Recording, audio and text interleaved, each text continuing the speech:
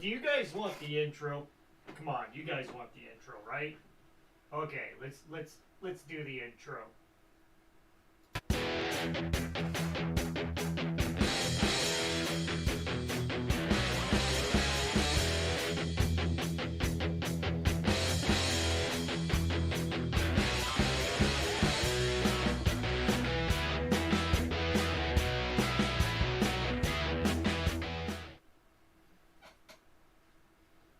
Hey, it's me. It's me. 28 millimeter RPG. Rick is here. So, some people out there are like, mini painting. How do I start? What do I do? What do I get? Um, First you need minis. Yeah. Uh, so yeah, that's the big question. What do you need to start in this hobby? And you know, it doesn't really take much. So what I can recommend is first off, you need some paints. So there are these ones here. These, well, I get an actual paint here. So army painter, and this is Vallejo. Two main differences between these paints. I mean, you can mix them and all that stuff together. It's no problem. They're both acrylic. The main difference is Vallejo is going to be thicker paint than the Army Painter stuff. Alright, so that's one of the main things. Other paints, like Citadel, will be thick and kind of sometimes clumpy because when you buy it, it's probably really old shit and or its cap hasn't been sealed properly and it's just going to be crap. I have some Citadel paint and for some reason I haven't thrown it all out, but I should because it's just crap. So yeah, and you get so little for the price, it's not even worth it. So go with Vallejo. I would probably say Vallejo. Get maybe a one or two. If you're being serious, like starting to get serious, well, just get one starter pack of 16 paints. Usually like the U.S. Army paint set kit or something like that. Or I know they have some sort of like countryside kind of thing. Paint kit. 16 paints in it. All the basic colors in it, and you'll get some cool like assorted greens, browns, and stuff like that. So browns tend to be one of the more harder paints to mix together if you're just going full on primary colors, because you can do that. You can get all the primary. You just get a yellow, blue, and red. Get a white and a black, and you can mix stuff together and come up with your own colors. However, it's kind of more advanced stuff, so maybe you want to start with some basic colors first and go from there, and then learn how to mix paints later on.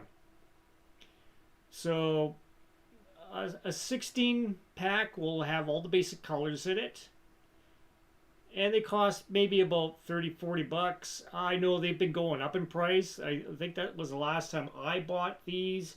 I bought 2 packs of the Vallejo, and they weren't too expensive back then. But then that thing in Texas happened where it was flooding and all that stuff, and now nobody can get white pigment, and it's still an annoying thing. But that's just the facts of life and in the world, and yeah, paint is getting a little bit more expensive now. So my go-to would probably go with this stuff, or if you can find a really good deal on the 50 pack of the war paints or something like that, that's cool. But I wouldn't go that crazy until you're actually serious about it. So if you're just like a total beginner, either get a few paints or get get a 16 pack. And I believe yeah, Army Painter has their own 16 packs as well of paints. Sometimes you can get the 16 pack of the half bottles too, which is what I did to start off. And I liked the paint because I wanted to try the paint out first for Army Painter, and I liked it, so then I bought more. So that's what I did. There. I'm wondering if there's a something in. Okay, it might be on my screen up there. I have a blotch on the screen or something. Anyways, I'm not sure if you see a little dark spot going over my nail. If you do, sorry, it's probably on the camera. I might have to get that cleaned off. This here is just a phone. It is a Samsung S20. It was super cheap. I actually bought it so that it would replace my Note 8. But my Note 8 is still good, and I thought I lost my Note 8. So in a panic, I went ahead and got myself that S20. And I found my Note 8. My Note 8 has all my notes in it and everything for work. And so I have not given up on it. It's a good phone, and yeah, it does everything I want it to do. He's got a picture of my guitar on it, and yeah. So that's what you're seeing here on the screen. That's why you're getting such a good picture. I'm not using a webcam like that. What you're viewing me over here on is a webcam. It's 922 Logitech, and they're man, they can't take very good pictures of this stuff here. It's actually pretty terrible looking. So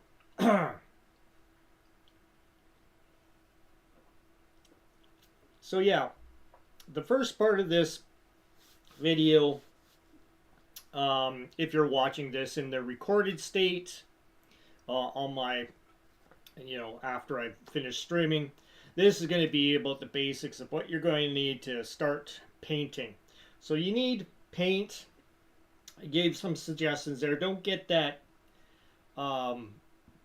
golden paint from the hobby stores, stuff like that. Don't do that. You don't need that. You're gonna need some primer. I get this stuff from what do they call it? Green Stuff World, or I buy it at my hobby store. Usually the hobby store first. So this is Vallejo. This stuff is fairly thick. It's very plasticky.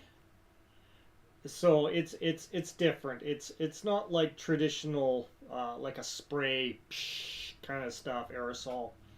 But it's good surface primer. It sticks very well.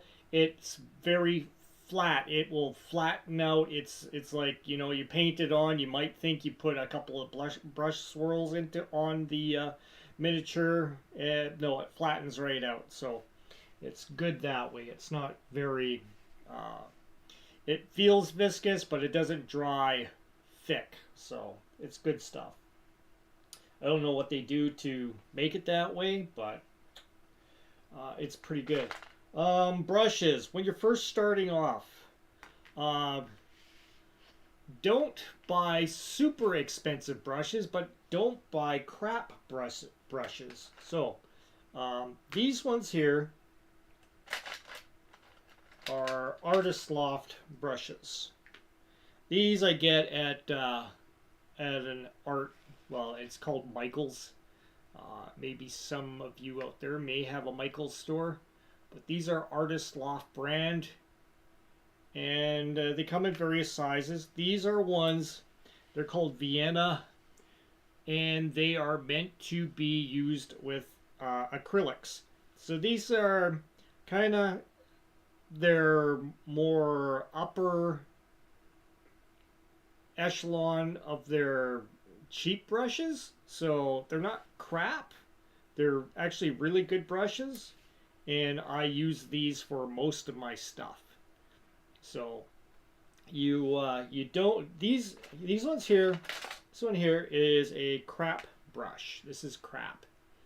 Although it looks good, uh, but its bristles are gonna get thrashed pretty quickly.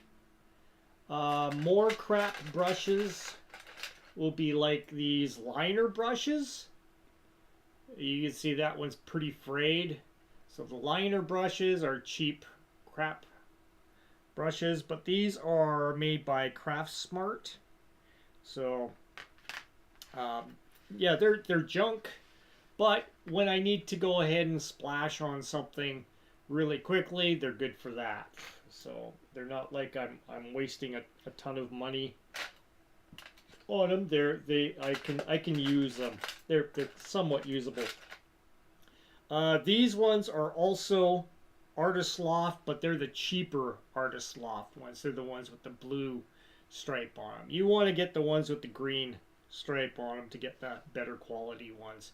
This one I use mainly for just putting a wash on stuff. So it's very fluffy, not very stiff, bristles on it. This one still is a pretty good liner, but as you can see, they tend to hook a lot. So this one has a fairly hooked end. But you can get stuff that will help you wash your brushes and fix them up. So, and you can see I do have down below, if on the same screen as me, if you're kind of wondering, Discord is open. So if you're Discording and you're part of my crew on the on my Discord server, yeah, you can pop on in and ask questions or stuff. I don't have very many people on my Discord, but they're all important. So there's there's Spencer, there's Josh and Dave and Gordo and a whole bunch of others on there too. So if you want to yak, talk, shop or something, you can do that. It's totally fine. So other brushes, yeah, here's some more Artist Loft ones. These are the crappy cheap ones. But if you're doing stuff like terrain pieces and stuff, or if you're just doing some quick dry brushing, yeah, they're good for that. And all these terms, I know they're really freaking weird because, if you're a beginner, you're like, what the hell is he talking about? What's a dry brush and all this stuff? Don't worry, we're going to go through all that stuff because this is beginner stuff. Some of you may end up with minis that are already semi-painted or something. This is part of a set here I have in front of me here. Runebound.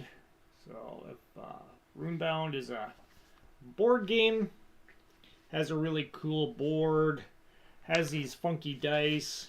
Mine look a little weird because I have because the stickers come off on the new version of Runebound.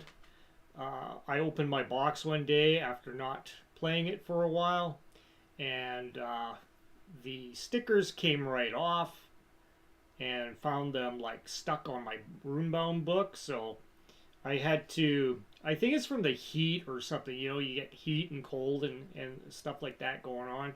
So the cheaper stickers, not very good glue on them. They get very, they have an issue with temperature changes and stuff. So this here, I have put some UV resin on it. So UV resin you can get this from like Green Stuff, or you can get you can buy some at the craft store nowadays. This was when it first came out, so nobody had this stuff before. So I have got myself a nice little bottle of it in the very beginning when I first heard about this stuff. And it works really well. So I ended up putting it over top. Well, what I did first was I took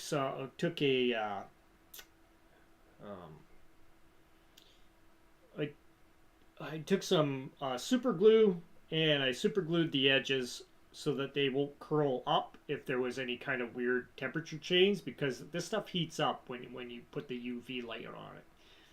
And once I did that, then I went ahead and took the UV gel and put it all over here. And then I took my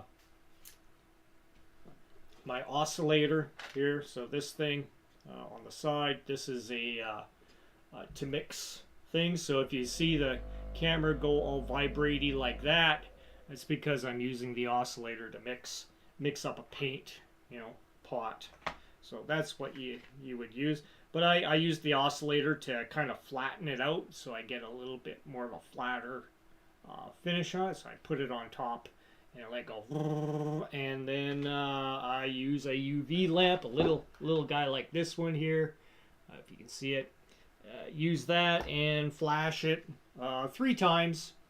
So give it 3 rounds. With that thing, I think it's only on for like a minute.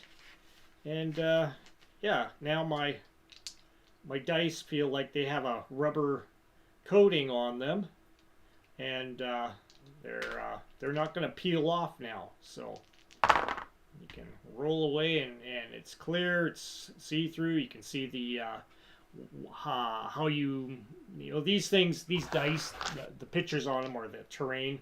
So it's a mixture of terrain that you play on this board, and it helps you figure out which way you want to go. And it's a good game. It has a cool mechanic that way. So miniatures, you might start off with board game miniatures. That's where I started off.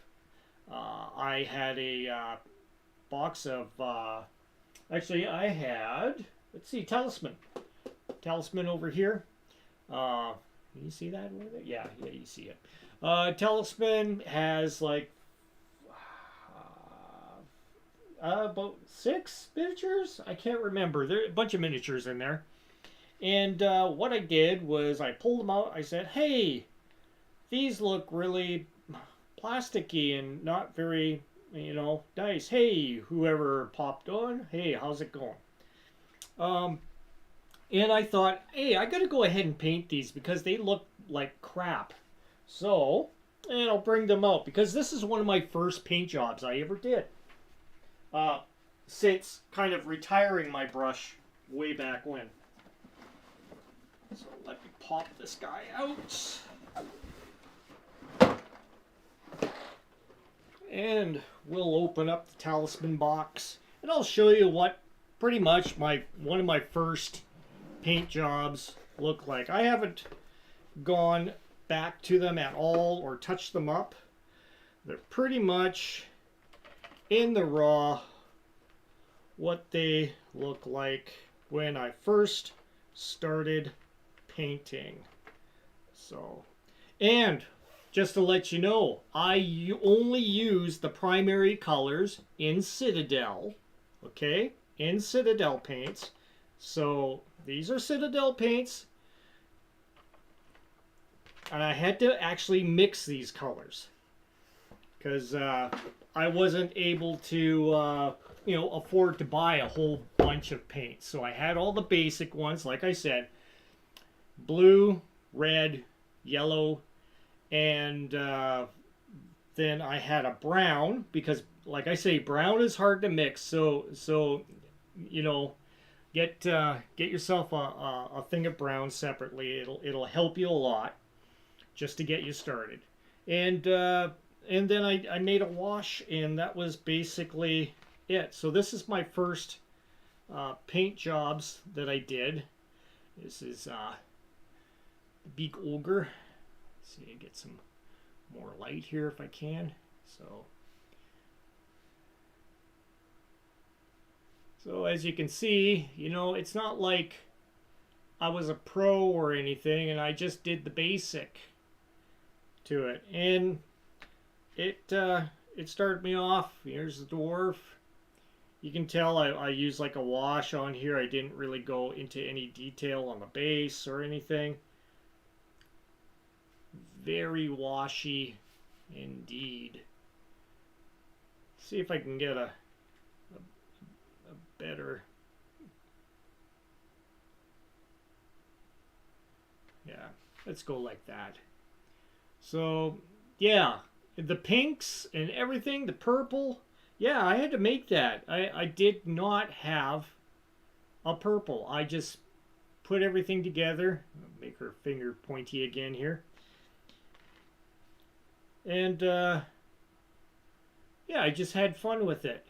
And I thought, hey, this is cool. Maybe I should get back into painting miniatures again, because it had been, man, it had been like almost 15 years since I had painted, and I ended up painting these back in 2008, 2009. And the idea was to get this game ready for my kids, because my kids were getting to the age. First one was born in 1990, but second one was born in 2001, and the third one was born in 2003. So, or two. They're very close. So I did these up in order to get the kids involved with board games and playing with us. And Talisman is a really good game to start off with. It's easy to play, very basic. You just move around and you go on your adventure. And who knows what will happen? There's not very much strategy. I mean, you do have a slight strategy to it, but it's very random. So as you play, you're going through like your own story, and it's whatever you make of it. So anyways, that's where I started. And I thought, hey, I should get into painting more, because then I ended up buying the Wrath of a Chardalon box set, and I don't have the set nearby right now, but I should. One day I might bring it out, because then that was the second set of miniatures that I ended up starting to paint since my hiatus in my teenage years. So I used to paint a lot of World War II stuff, World War II tanks and all kinds of stuff like that. All 1/72nd scale basically, and went from there. So I will bring out a couple of my more recent miniatures, so you see where, if you've never seen my videos before, this is here. That's where we're getting at here. This is a scorpion that I have basically started. So let's see. There we go. And he's kind of cool. I took the colors off of a picture and went from there. Haven't finished the base yet. But the base is done with a lot of milliput on there. Same with the owlbear. The owlbear has a lot of milliput put onto the base. And it's even got shiny eyes, so I'm not sure if you see that. But I use the UV resin and use that to create that effect. So after I finished painting in the eyes, I ended up putting that over top of them to give them that look. Pretty cool, eh? But the owl bear, you know, is all done with a bunch of dry brushing and stuff. So these are very easy techniques that I can show you fairly quickly. So let's see. So I've talked about brushes, and I've talked about getting some good primer. You know, you could go spray. That's fine, but it's more cost efficient to go ahead and get yourself a bottle and paint it on yourself. But a lot of times you may end up with miniatures that have already been kind of started here. So for this instance, I'm going to go ahead and move my camera a little bit so it's more orientated, so I'm used to where I'm moving. So these ones I had kind of just mocked up with some quick paint on them just to get them ready to board game with, so they didn't look all plasticky. And yeah, it's fine, but you might not want to just do that. You might want to go ahead and actually start, you know, putting some color on them. So the thing about this is you want to kind of match them to what they look like on their cards. So I brought the game out so we can see what the characters look like, and I can then start painting them in the same colors that are represented on the card. So I've given them bases already to coordinate the color scheme of their cards and everything, so you know which character is you on the board and you don't get all mixed up and everything. So in this case, I want to go ahead and mask off the bases, because I want to keep them that gold aesthetic. So they're on their own little. I don't want to have paint going on all over the place here. So as I paint them, I want to be, you know, pretty liberal with my painting techniques, and not worry about splashing onto an already painted area of the base. So these have been already painted on the bottoms and everything, so they look, you know, kind of nice. Alrighty.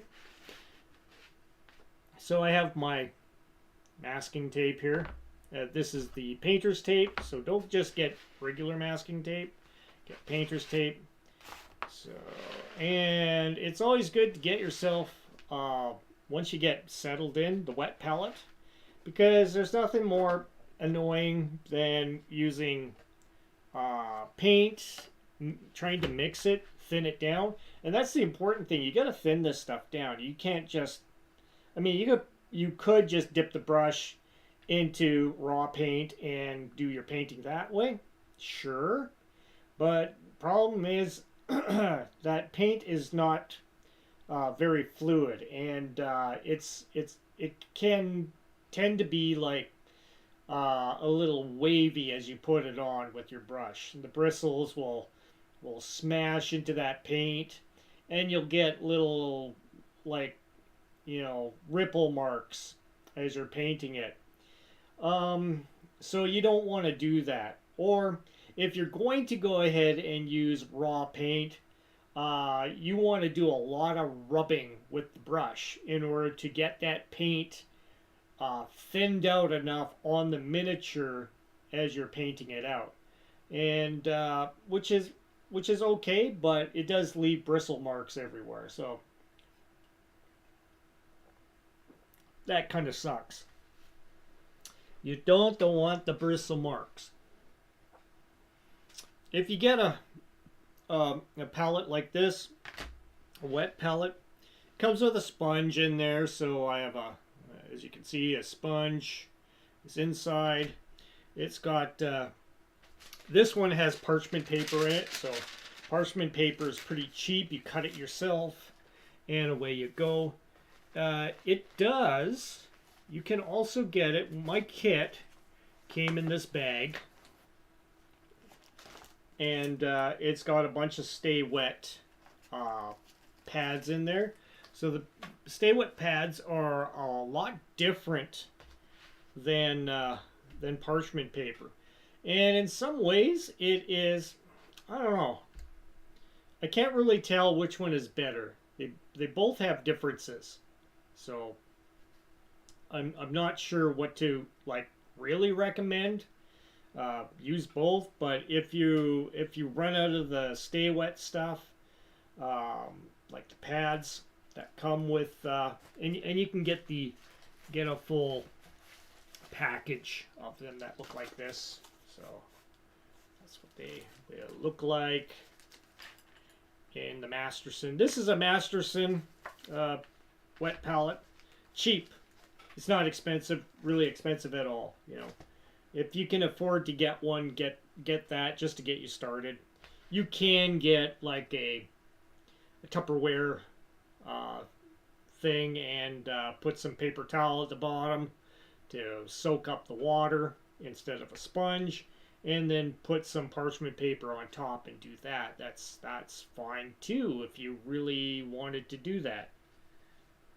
But if you want to use something proper that you can properly reseal and continue on painting later on, and yeah, I just go with one of these because, you know, some people aren't like, you know, aren't into doing that to their Tupperware stuff.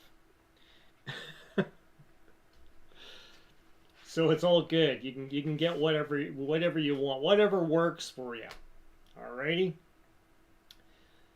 So now what kind of brushes do I need? Blah blah blah. Alright.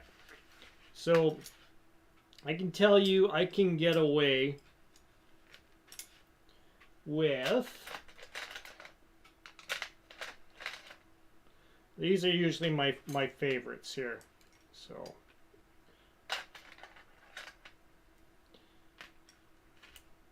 So you want a fine kind of a liner brush, kind of like this one here. This one's a number 3.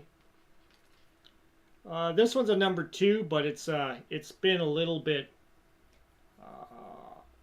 you know, it's a little bit thrashed here. Let me wet it down and shape the end of the brush so you can see.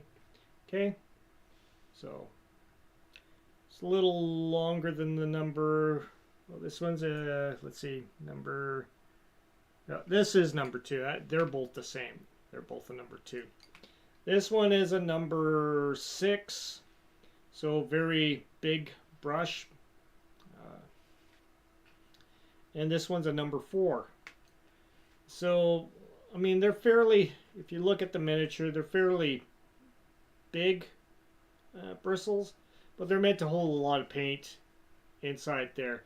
And if your paint is not thinned, it's not, it doesn't hold, if your paint will just be sitting on top of the brushes, and it won't be actually soaking into the brushes, and that's not 100% a good thing, because you want your paint to have like a lifetime on the brush itself. You don't want it to start drying out right away. If it's on the surface of your brush and it's not actually soaked in with a bit of water, it tends to dry on your brush faster, and then it leads to a brush kind of looking like this after a while, and yeah, you don't want that to happen. This one needs to be severely. I think what I did was I ended up using some UV resin with that brush. It's a cheapy one. It's disposable. So these ones I want to keep in pretty good condition. So you want one that's pretty fine. Then you want one to use that you're going to be, this is going to be like your daily driver brush. This one for any kind of larger areas, surfaces that you might want to start working on.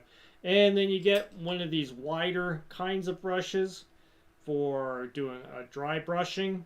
So this will spread the paint pretty good. It's got a good heft in that brush. It's not very flexible. Like it doesn't have a lot of give. Or say something like this one, which I use with washes. See, it's more fluffier. This one has a lot of give. So as I'm pushing the brush across my finger, you can see it's got lots of flex. Where this one is not so flexible, and it has more tension. So this one's good for doing dry brushing, and this one's good for applying washes. So washes, you want to get kind of like splotch this stuff all over the miniature and then soak up the excess off of it fairly quick. So what would I use for applying my surface primer? Most likely probably something like one of these, something of fairly substantial. You could have a brush that you have dedicated to just doing that. Something like one of these. Like this one, it's pretty trashed, but it's still usable for that sort of thing. Trash brushes can be recovered. Okay. Let me just go over to my paint area here and grab some stuff.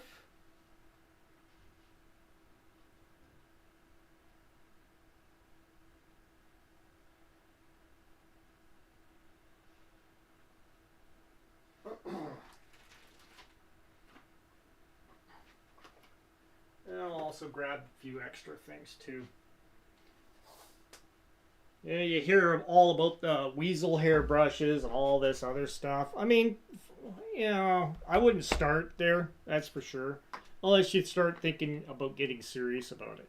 So, once again, the Masters is a good product here. This is a soap that you use for your brushes. So it has a puck on the inside, kind of loose in there. And what you do is you wet your brush in water. I'll do that to kind of show you an example. And then you start mucking about in here, getting the bristles working inside the soap. And this is going to be kind of a process. You want to kind of set aside some time separate to do this. You might want to listen to some audibles or something like that while you're doing this. Okay, and I'm going to go over this in a second. So then you hold your hand out and start swishing around. And what you're doing is you are working up a lather on your brush. So, and this will help restore your brush, and it's gonna really affect. I mean, it works on the what is it called? Like a fake bristle, like the artificial bristles. It'll work on those, but what it really does work on really well is the natural bristle brushes as well. And I'll show you some brushes with that. So you keep on working it in, and like I say, this is going to take a while. Like, this is not anything that you just, oh, I'll just do this for 5 minutes. This is going to take you a bit. So while I'm doing this, I can talk about BS and stuff like that. I had a good video with Shauner there. He posted it Um, we were doing some Q&A stuff, especially about role playing and stuff. And there's a good video, like I say, that's posted there with both of us talking. And I know some of you guys may not like Shauner or think he's like an RPG snob. Well, he kind of is, but for good reason. Like he doesn't want to, like, when you're getting older like us, you don't want to waste your time with a bunch of bullshit. So um, you don't you don't want to have to go through um, listening to horrible role playing and suffer through it. You'd rather like be with a group that actually does role play, and it's and like some guys out there will mistake it, calling it LARPing or something. Like no, it's nothing like that. Nobody's dressing up and going out into the woods and acting like thespians, doing the voices and stuff. I mean, I do a little bit of voicing, when I'm game mastering. I don't do it so much when I'm a player, uh, because to me that's kind of tedious. Because if you're a game master, you're doing voices, you're gonna end up with doing voices for a lot of characters, so it's varied. Um, where if you are playing a character and you're using a voice like this, after a while it's gonna get rough on your on your throat, and you're gonna go, "Why did I pick this voice to use for my character? I'm just gonna use my normal voice. Thanks." And yeah, so you see how this is getting all really foamy. I haven't dipped it back into the soap. But you can see, as I'm lathering up, you can see that it's totally discoloring the soap here. And all I'm doing is I'm dipping into water in my Goku cup, because I have a giant Goku cup that my oldest daughter gave me. She's like 32 years old now, and her hubby bought me that, so I use it for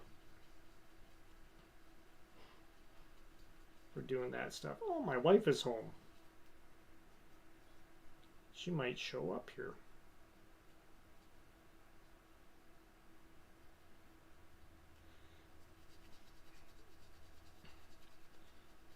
So, like I said, this is not for the faint of heart. This is, if you want to clean your brushes properly, this is how you do it. And it takes a while. So let me go grab a paper towel here.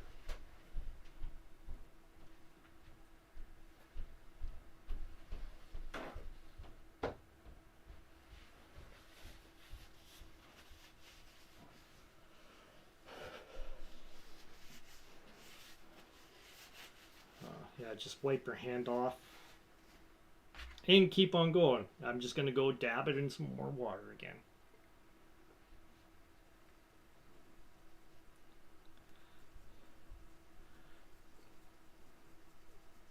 And you see,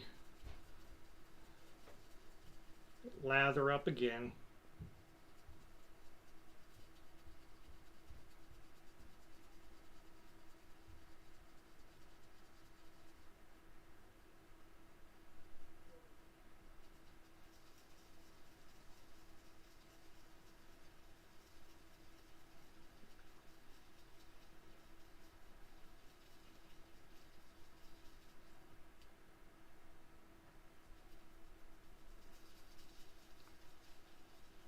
They say this takes a while, so I know it's boring, but I'm giving you the harsh reality here. If you want to take care of brushes, and I especially do this with with these ones here, they're not cheap, and you want to keep them nice. So learn this before you get really expensive brushes. Otherwise, you're going to be sorry. You'll be like, why did I get into this? I wasn't prepared mentally for all this kind of cleaning stuff.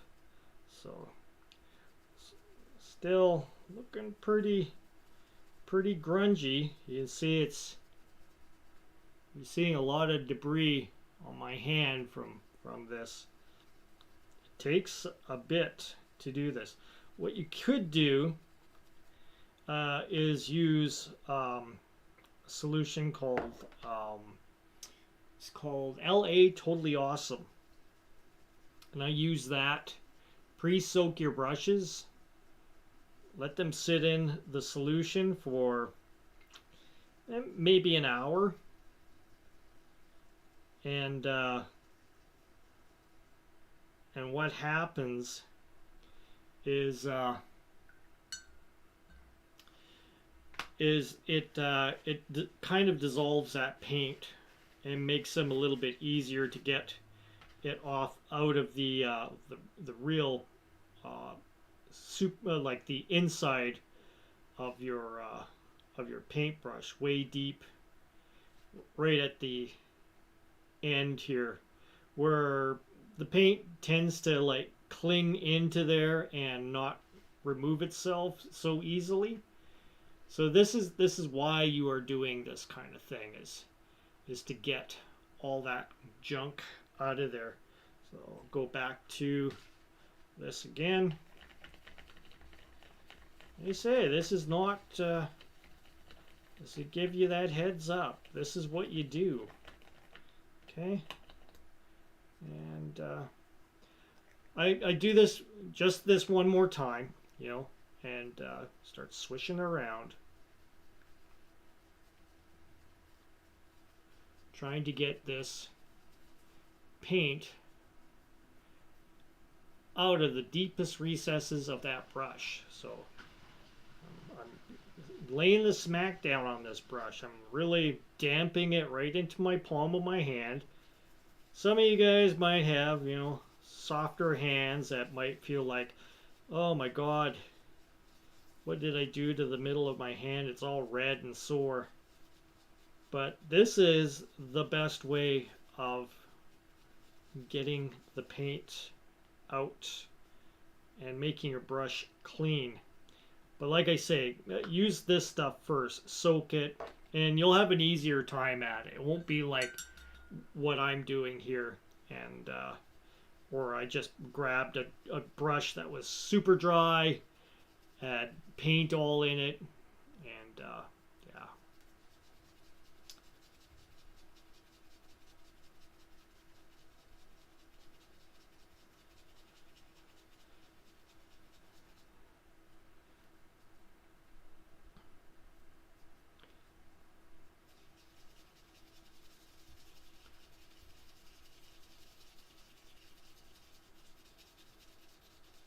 Yeah, it's not the most exciting thing to be doing. But if you want to keep your brushes looking good and, you know, not having to go run around and buy more brushes all the time, this is the only way that you are going to be able to keep and maintain your favorite brushes. Especially when they start, you know, in the upper end, you're going to be paying like 20 bucks a brush at least for the really good ones, and you don't want those to go to waste. So get used to this. Get used to learning how to clean brushes on your cheap ones. That way you've prepared yourself mentally for what's going to be coming up for you.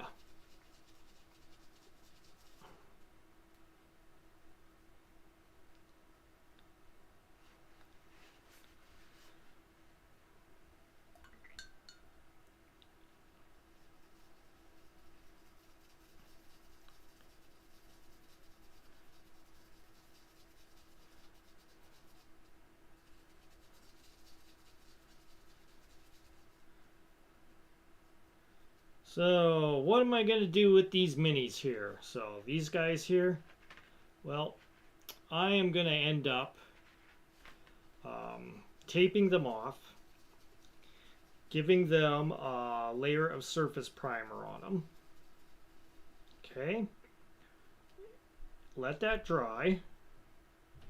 And then I'm going to show you something really cool. But I probably won't use it in this video because it involves me pulling out an airbrush, and none of you guys are going to have an airbrush. So, but I'm going to show you a really cool trick on if you ever decide on getting an airbrush. You don't want to dedicate a booth or something that you may want to avoid picking up, because it gets expensive. You don't want to fork out a bunch of money in a hobby unless it's necessary, unless you start getting real serious. All that dirt, it's just coming out.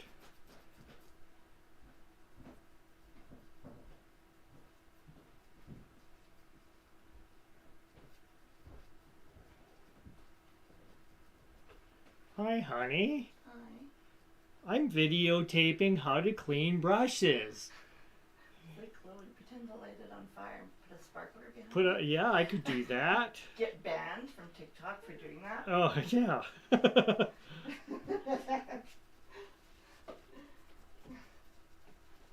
they're weird like that.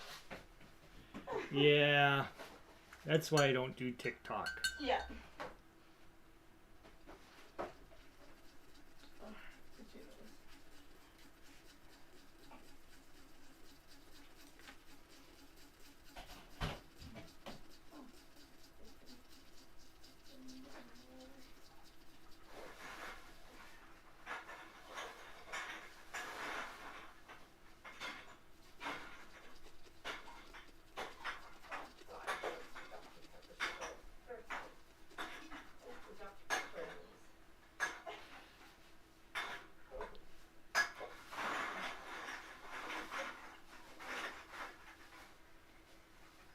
It's a good thing I don't have my thing readily available for kids watching. Yeah. Because my wife has sailor mouth. Oh, alright. Trucker mouth.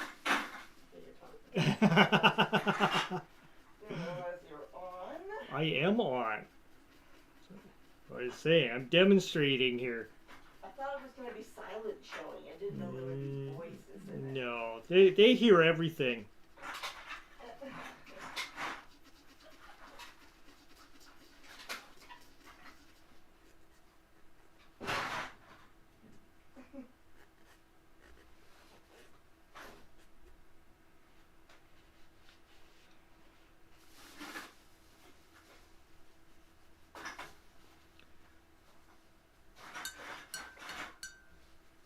Oh, there we go.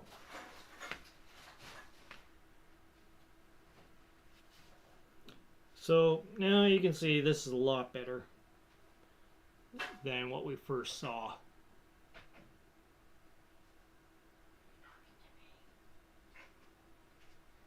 It's not all frayed and everything. You can probably do this a couple more times and then get it to be looking perfect, but this one I'm just going to use for putting on some surface primer. All right.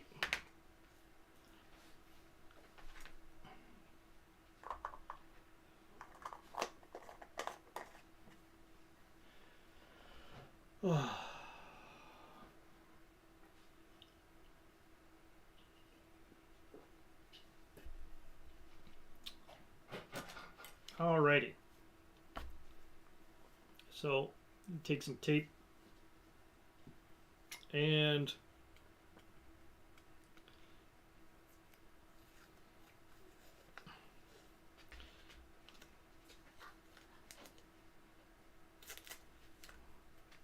start taping off most of the base here. Because like I said, I want to keep the base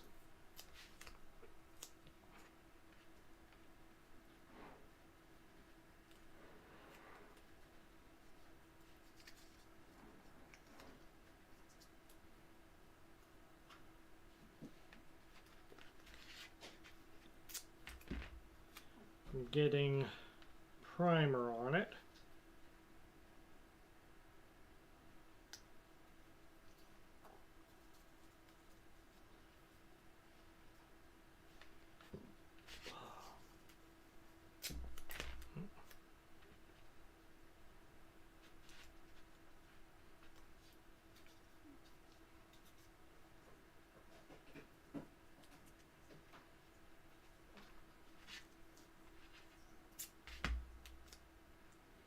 Make sure you use painter's tape though.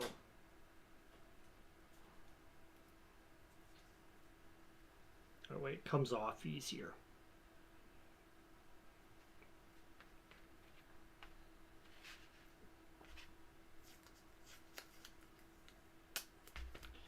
Next.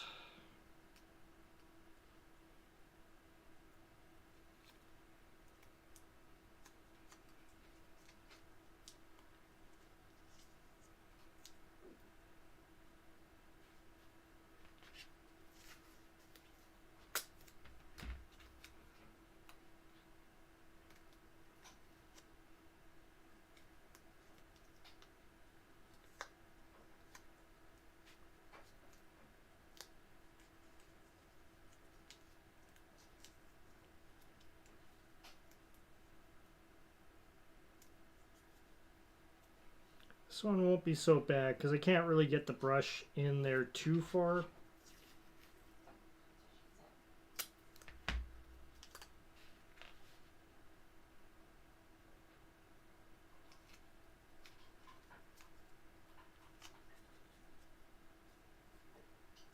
So I seen they made a movie about Winnie the Pooh.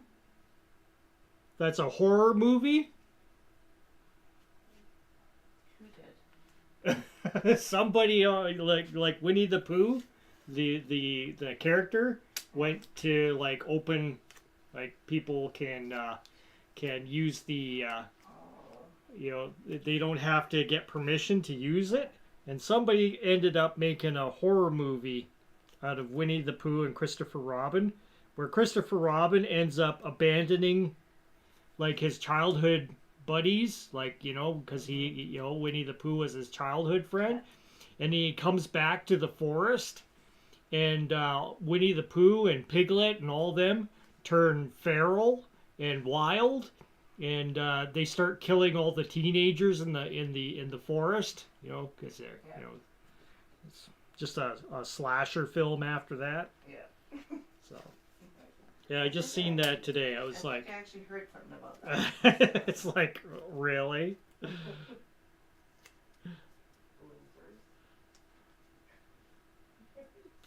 Probably one of the better ideas I've heard, you know, coming from like, you know, what they usually put on something like Netflix or something like that. There we go. That one's all wrapped up pretty good. Next, we're gonna do the whatever this guy is. He's like a orc or something. I haven't read the backstories on these guys. They have backstories, but that's okay on board games.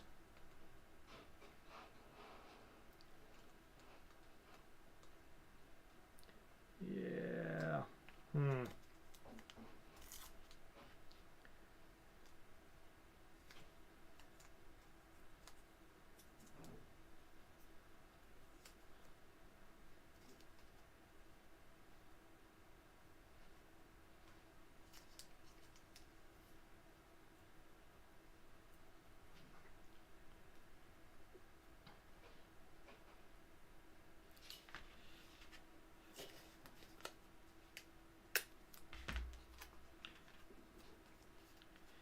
Painting. Not exactly the most action-filled sequence of stuff. It's boring. Boring.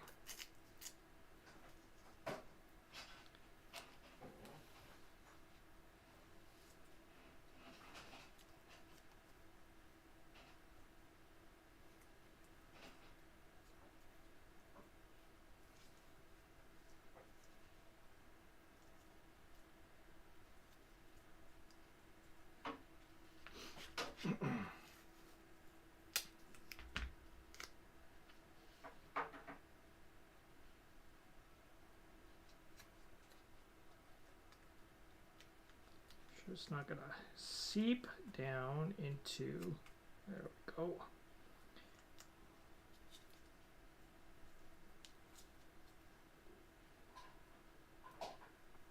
There, good enough, I think. Yep. The elf.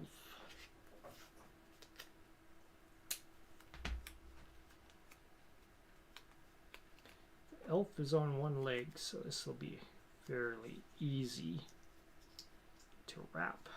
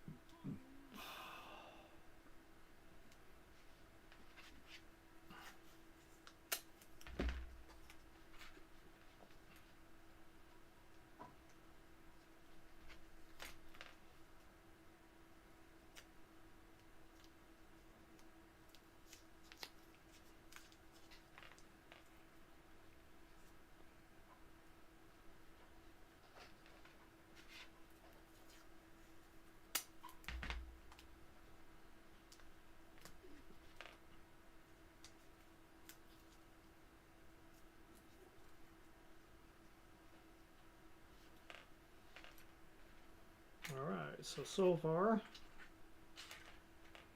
yeah, 4 of them done. Last 2.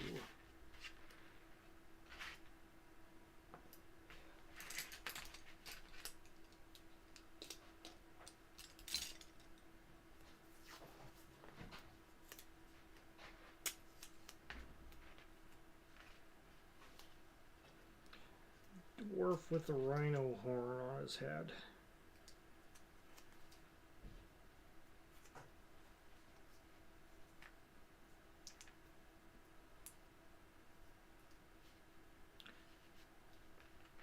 I'm not too worried about, you know, the masking.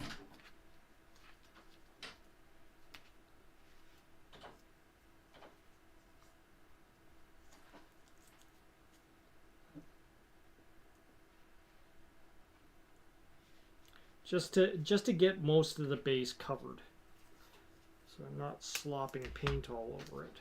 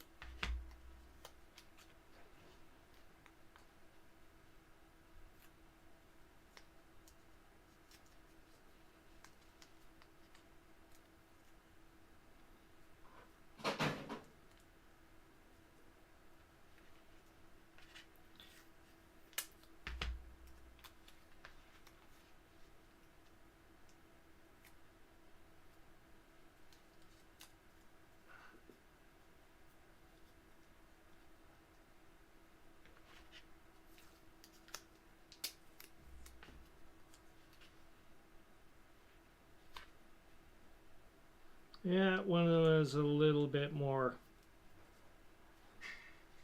work to get everything kind of covered on the base, just because the way the cloak was around his feet and stuff. This one should be an easy one too, because it's once again somebody on 1 foot.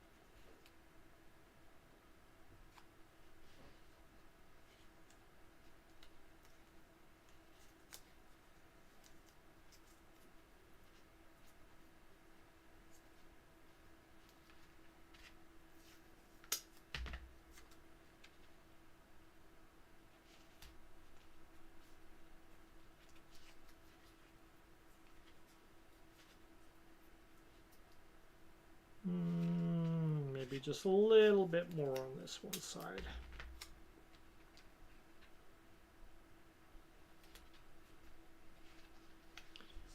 And there we go.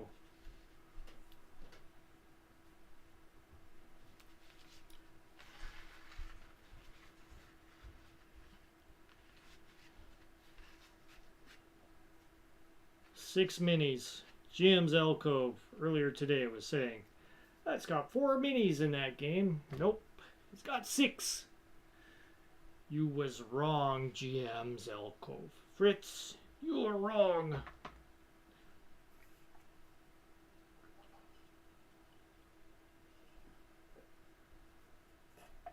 Now,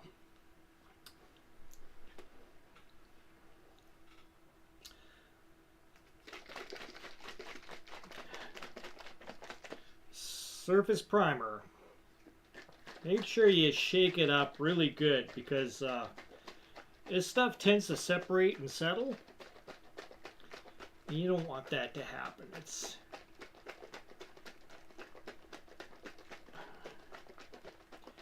I've got a few little bowls here that I can get to.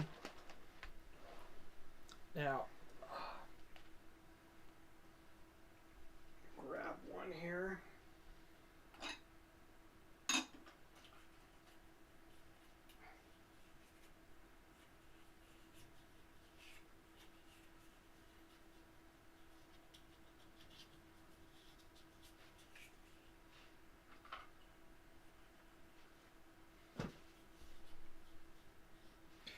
I do like to use these whatever the Cadbury egg containers. So when you open up a Cadbury egg during the Easter time, they come in a shell that separates like this, and it's perfect for making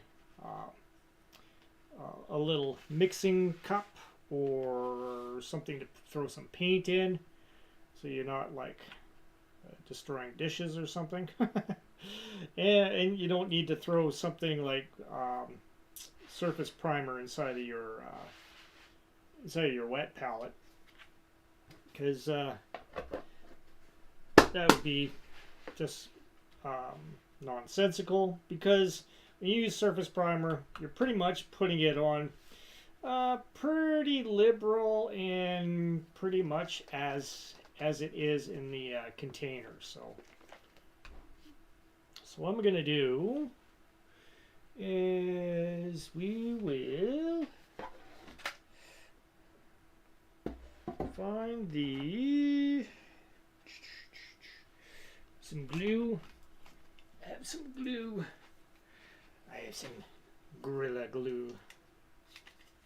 So take this Gorilla Glue. This is the same stuff that I had just been using on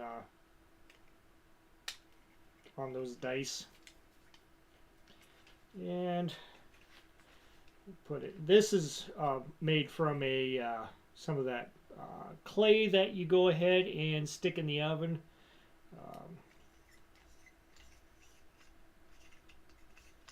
And you just bake it for a little bit and it hardens up. So I made a few of these where you just take the egg shell and stick it on there and let the glue set. If you really want to, you can always use the fast bond to quicken the process, and that will make your glue set right away as soon as it touches whatever it's called, the acrylite or whatever it's called. Yeah, it sets up, turns crystallized right away. Hello, stranger who popped in. Who is it? Let's see. I should actually pop open my Oh, Shadow. Hey man, how's it going? Shadow, why don't you come into Discord? I have Discord open. You can pop in on one of my Discord rooms. You'll see me in there. You can say hi. Not sure how well the echo is. I know from when Dwayne joined me from while I was doing painting and stuff, he would pop in playing his race car game, and it would be fine. There wouldn't be any echo or anything. So this is pretty good at the echo cancellation in Discord. So I have just regular surface primer. If you want to thin it out, you can get thinners. You can use water, but for what this is, just going to use it as is. I'm going to be using an edging brush. Edging brush has a slight slant to it, so you can use it to, lightly hit your mini, or you can slather it. So, I'm going to start with Mr. I guess he's like an ogre or orc. And what we're going to do is just start working around him.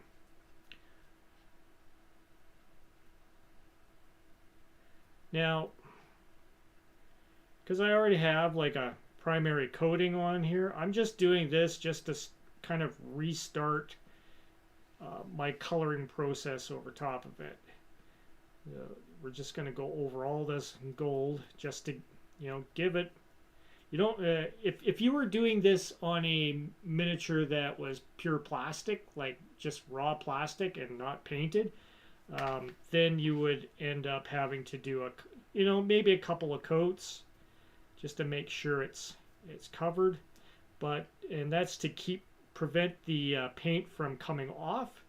But since this had already been primered once, and I really didn't feel like just stripping these, I'm just painting over top just to get enough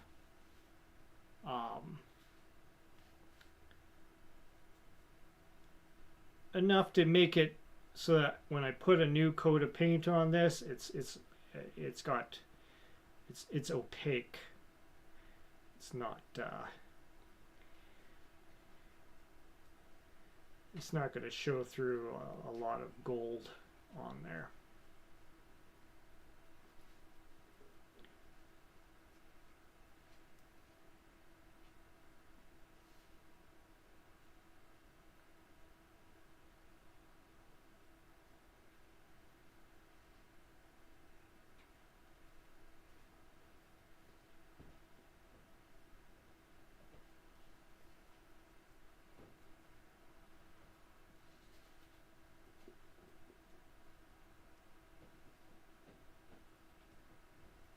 This stuff dries pretty quickly too.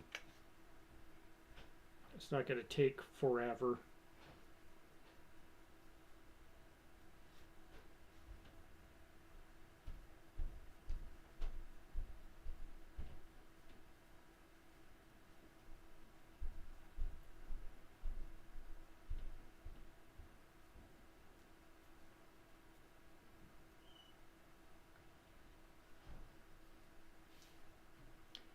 Hey guys, how's it going? Like I say, I have Discord open, and if you want to pop on in through Discord on my Discord channel, just come on in and say, hey, how's it going? That's some cool mini painting you're doing there, Rick.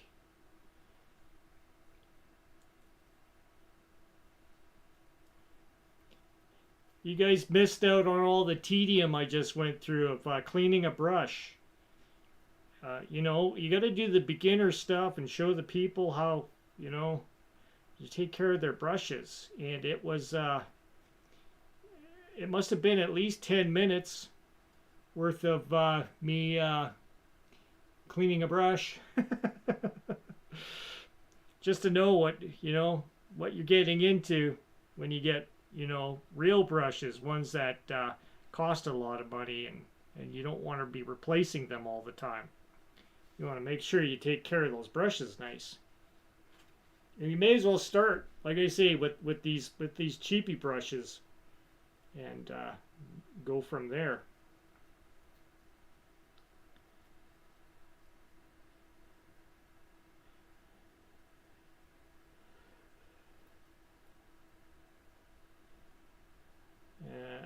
This is apparently some sort of a cat girl. I don't know. So I haven't really played this game to its full extent with all the characters. Played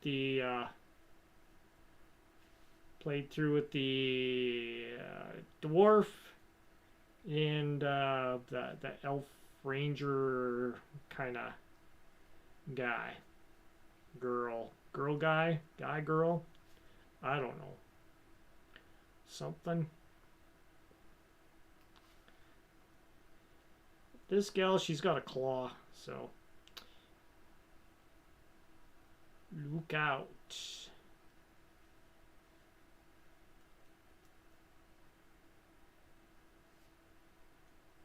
The only thing I could say is if you join me on Discord, make sure that you turn off the YouTube video that you're watching me on. Otherwise, you'll get a bad echo. But it should be fairly straightforward. Just join up and yak. You shouldn't have any problems there.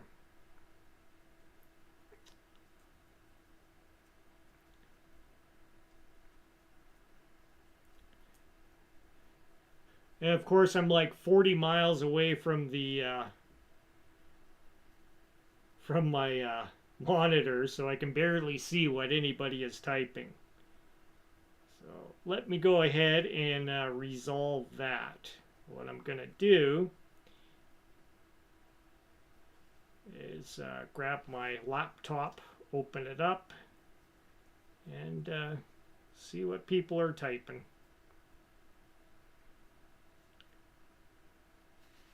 But I want to get these guys coded first, so because I have the paint out right now, and I don't want it to be going to waste.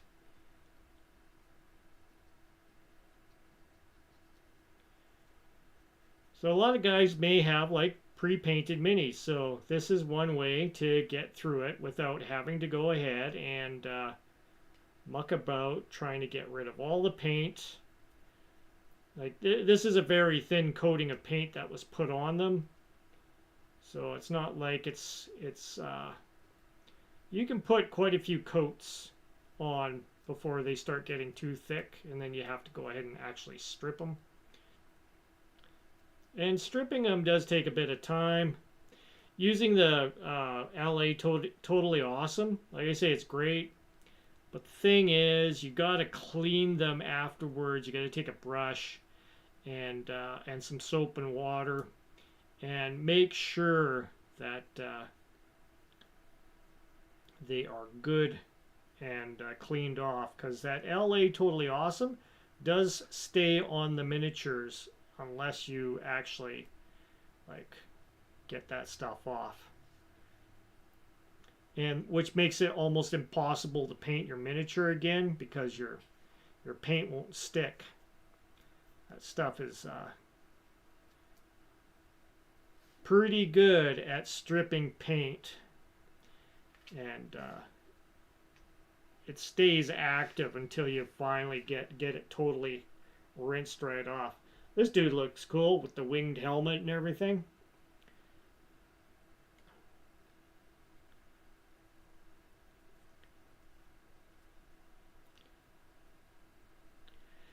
I am a Viking,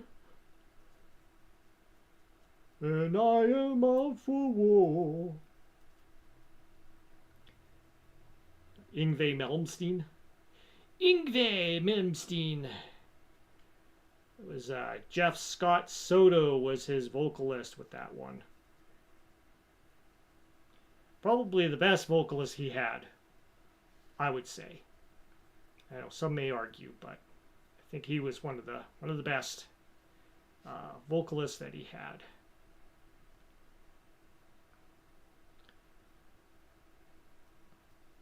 My cousin Rob Van Tassel. He got me onto listening to Yngwie Malmsteen. Which if you're into guitar playing, yeah, you know who Yngwie Malmsteen is.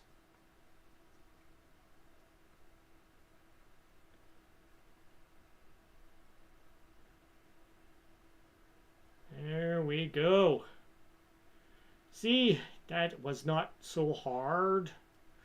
That was not hard at all. Miniatures are fun. We'd have lots of fun. Let's paint some miniatures. I'll rinse off my brush. My brush, my brush, my brush, my filthy brush. My lump, my lump. Well, let's not get a copyright strike.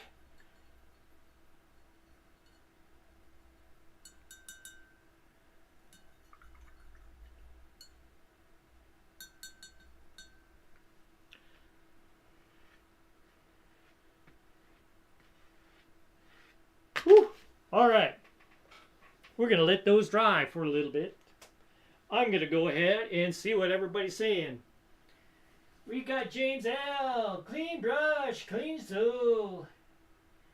James says, I love that brush restorer soap. Even keeps my cheap nylons in good condition. Yngwie unleashed the fury. Yes, he did. His first couple of albums were just crazy. It was just like, what the heck is this? It's so metal, you know? And he was pretty much the epitome of metal for some time. People loved his stuff when they were guitar players. Not so much when, you know, they were just average, everyday, ordinary average guys. Because, you know, people just didn't understand. You don't understand. There we go. I'm going to start up my laptop on the side here, so I can see what you guys are talking about.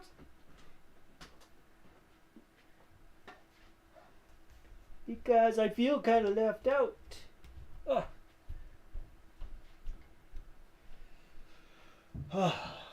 I've brought my Asus.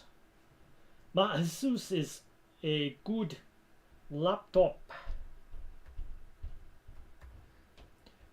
Which I bought. It was pretty cheap. And then I upgraded it heavily.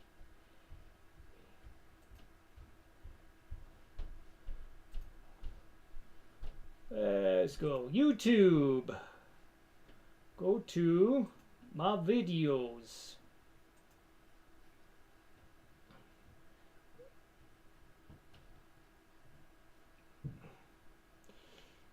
So did any of you guys go see the Shauner video with me and Shauner talking about role-playing games? It is a cool one. I would highly recommend checking it out if you have time later, like after watching my video, of course. But there we go. There's my BS stream. There we are.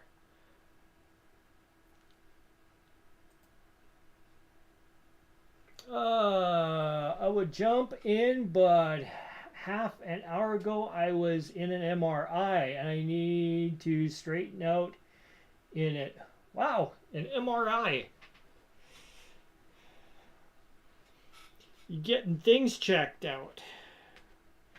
You know, when you start getting older, like me and Sean are, we're hitting the late 50s. Yeah, I know I don't look that old, but yeah, Sean and I are basically the same age. So we're both hit the 57, and yeah, stuff starts breaking down on you. So definitely have to go in and get doctor checkups on certain things. Always get blood tests because I'm serious. That saved my life. Only 37, but have a body of a much older man. Are you saying that seductively? But I have the body of a much older man. Yeah.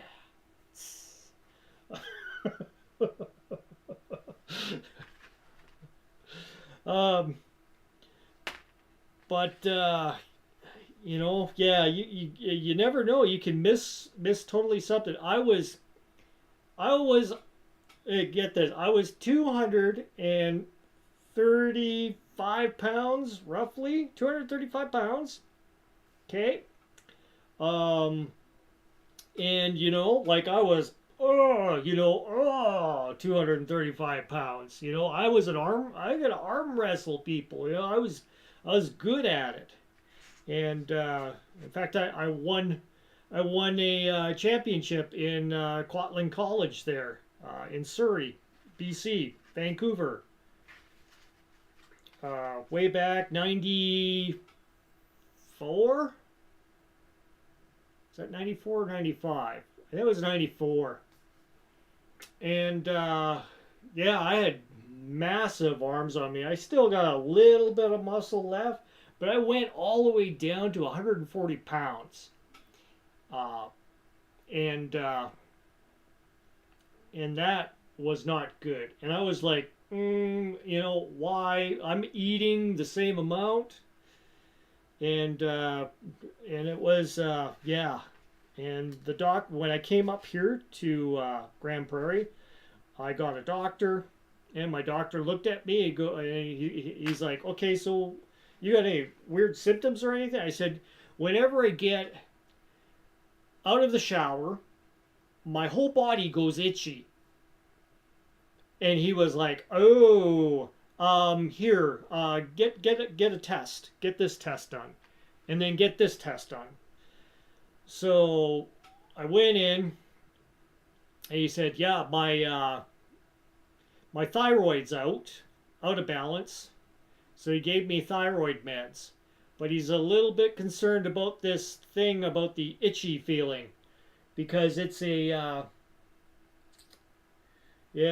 because it's a symptom of something even worse. So I went in and yeah, got another blood test done, and my blood was so thick. Even though it was super thin, my blood was so thick. I was like, if I had let it go for any longer, normal blood count is 145 for a blood count. That's how many platelets per whatever kind of measurement they're using. And my platelet count was 260 something. It was massive. It was so high. And he was like, "No, this has to be, you got to start going in and getting phlebotomies." And I'm like, "What? What's a phlebotomy?" And a phlebotomy is when they go ahead and actually drain blood out of you. It's like giving blood, except they don't keep the blood because we don't have a blood donor clinic up here. So I went in, and for weeks on it, it must have been like 3 months, they did this to me, where I would go in one week, get drained.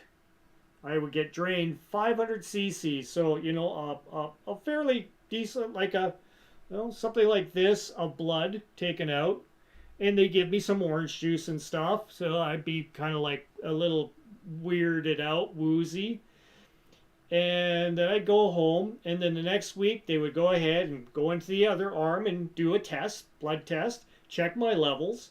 And then the next week, back in, drain out another 500 cc's or whatever it is, of blood.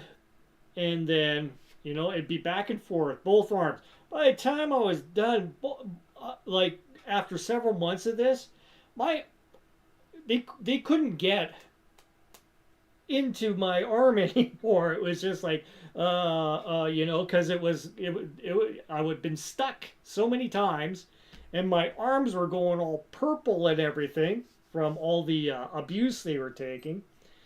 And I went in and I got the doctor said, well, it looks like I have a thing called polycythemia. And the only thing he needs to figure out is whether or not it is, there's two variants of it, and one is really bad. So the only way to detect the variant is by actually going into the bone and getting a bone marrow sample. And I tell you, no, they couldn't do thinners on me, James. I was way too thick, way too thick. It would have caused problems. It would have caused clots and all kinds of weird stuff. They wanted to do this gradually to bring me back down to normal, and then they would put me on medications to stop this. And this is why I had to go in for this blood marrow test, because if it's one thing, I would have to go on chemotherapy, and which is one of the reasons why I have lots of these things, tons of them. So I went in for a blood marrow test, and wow, I tell you, that has got to be, it's one of the most, it was painful, but it was painful in more like hitting a nerve kind of painful, where it went all, like they went in right into the back of my hip. So kind of on the back here, you got a place right up here where your hip bone is kind of coming up, and that's where they went in. So a local anesthetic on there, and he took this awl and he just cranked it in there, and he was just like, and it was like I was laying there. My wife was beside me. My wife almost passed out when it burst, because when he goes into the in and he finally hits through the bone, it's like the bone wasn't too bad, but once he went through, it went squirt, and it was just like the most, I can't say it was the most painful. I've been through a lot of painful stuff, but the nerve feeling of my whole leg kind of just froze, and it just felt intense, and I was just like, oh my God, and my wife almost fell over.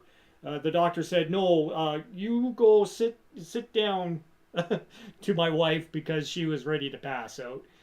And yeah, because it squirted out into this thing that he had, and so they did a test, and yeah, I ended up having the polycythemia vera, which is it's a genetic problem in your bone marrow, and it's a precursor to leukemia. So they didn't put me on radiation or anything like that. They just put me on chemotherapy pills, some hydrouria, is what I think. Yeah, hydrouria, and so I take a lot of that every day, just to keep my blood normal. So what this is doing is the chemotherapy meds is shutting down a lot of my bone marrow, creating too much blood. Because what it was doing is it was starting to increase my spleen, because your spleen is a thing that cleans all your blood. and so my spleen was becoming enlarged because it was working overtime because there was so much blood in my system, and that was so I'm still on chemo. I take chemo every day. You get used to the chemotherapy pills. Radiation's bad, but they didn't have to throw me on any radiation. It wasn't like it's a cancer, but it's not quite one of those qualified cancer things, right? Um, because it's not quite there into that pocket. But just me being on the chemotherapy pills, my body's so used to it now. It's just like it's regular. So yeah, it's kind of like that, kind of like a pre symptom to, like I say, leukemia. It could, if not checked, it could evolve into that sort of a thing. If I stop my chemo pills and I go back on them and I start doing that sort of a thing, go on and off of them, that's dangerous. That will trigger it'll metastasize into a leukemia situation. So they don't want me to like just go off of the stuff and go back on. So that's kind of important.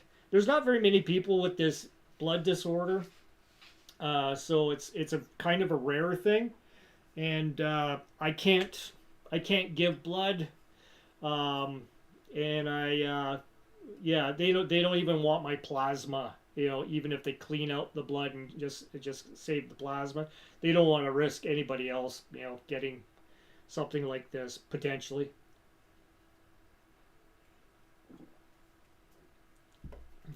So they're not sure how it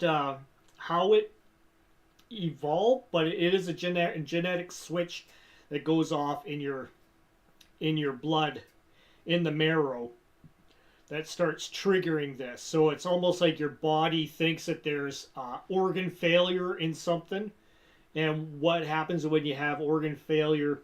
Your body goes into like a state of shock where the bone marrow starts creating a lot of blood in order to get it to the spot where it's having issues. So yeah, otherwise, no kidding. I'm usually the type of guy that would never go see a doctor. Like seriously, I'm not a big fan of going in. Like I'm not scared of needles or nothing like that, but I just if I have a cold or something, I don't even bother. Um, if it's something where my throat is entirely like, and yeah, I may go in to go see a doctor and get some antibiotics or something like that. But normally, any kind of issues, never walk in, never. Even to this day, it's hard to get me to go in and get tests done. But I do it reluctantly. But the thing is, yeah, when you're older, definitely start confiding in your doctor. Let them know of any kind of weird stuff that happens. Because if I didn't say anything about feeling itchy after a shower, like I'm serious, like my whole everything like feels like I got bugs crawling all over me. So even to this day, I still get that. So um, just let your doctor know, and they can go, this is a symptom of something. Let's get some blood tests done. So do that. Um, he was in Vancouver when Dwayne from Skinny Puppy died. Yeah. Oh yeah.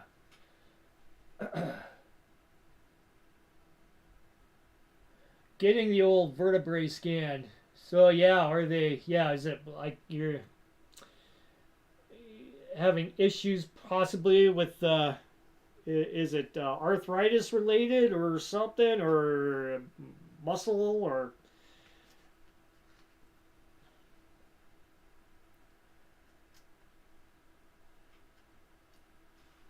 So yeah, yeah, they couldn't do the blood thinners, so that's for sure. I did inquire about certain things, other alternatives, but no, the thing was I had to go down ongoing thing.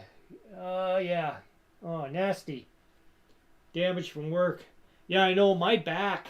is a mess. I used to be a floor layer tile setter, and I've done like 30 years of that, and I am in no condition to be doing anything like that anymore. Even being hunched over like this, while I'm doing miniatures, it's kind of taxing on the body. I mean, I feel it. I've got C6, C7. I have the C6, C7 is it's like pinching a disc. So, and I take some meds for that. But for my job is pretty easy. I'm standing all day, making sure everybody works. So, and I'm selling stuff. That's all I do is I sell stuff to people, and it's no biggie. I'm not doing any hard labor. I usually get the younger people to go ahead and undo, boxes and stuff like that of stock, and that's their job. My job is to sell, and make our store feel like a mom and pop store. So that's my main objectives at my work. And I like talking to people, so I yak, and I kind of have that. If I need to, I have the gift of gab. I am normally an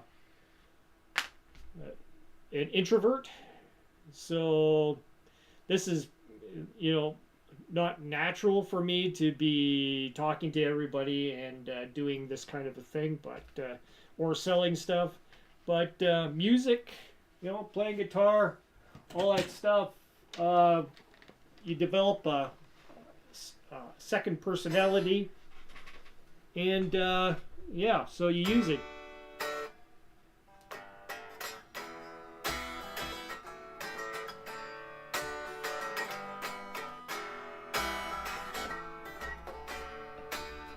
So it's a little awkward to be sitting here and playing. Move out of the way. So yeah, I should throw on the amp and.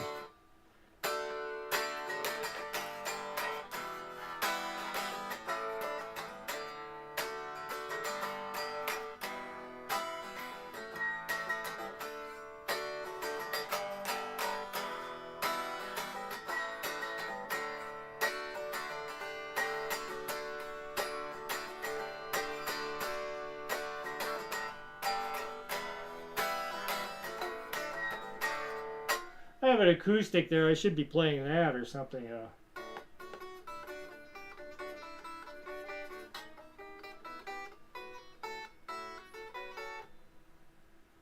But or I should be throwing the amp on, but I drive my wife crazy because I like to play loud. And this guitar's a little bit out of tune, so I used to play bass in the beginning. Back in the 70s. Oh, being a session musician, showing up at recording studio, and which was Robin Henry's studio in Vernon, BC, and I played on quite a few tracks.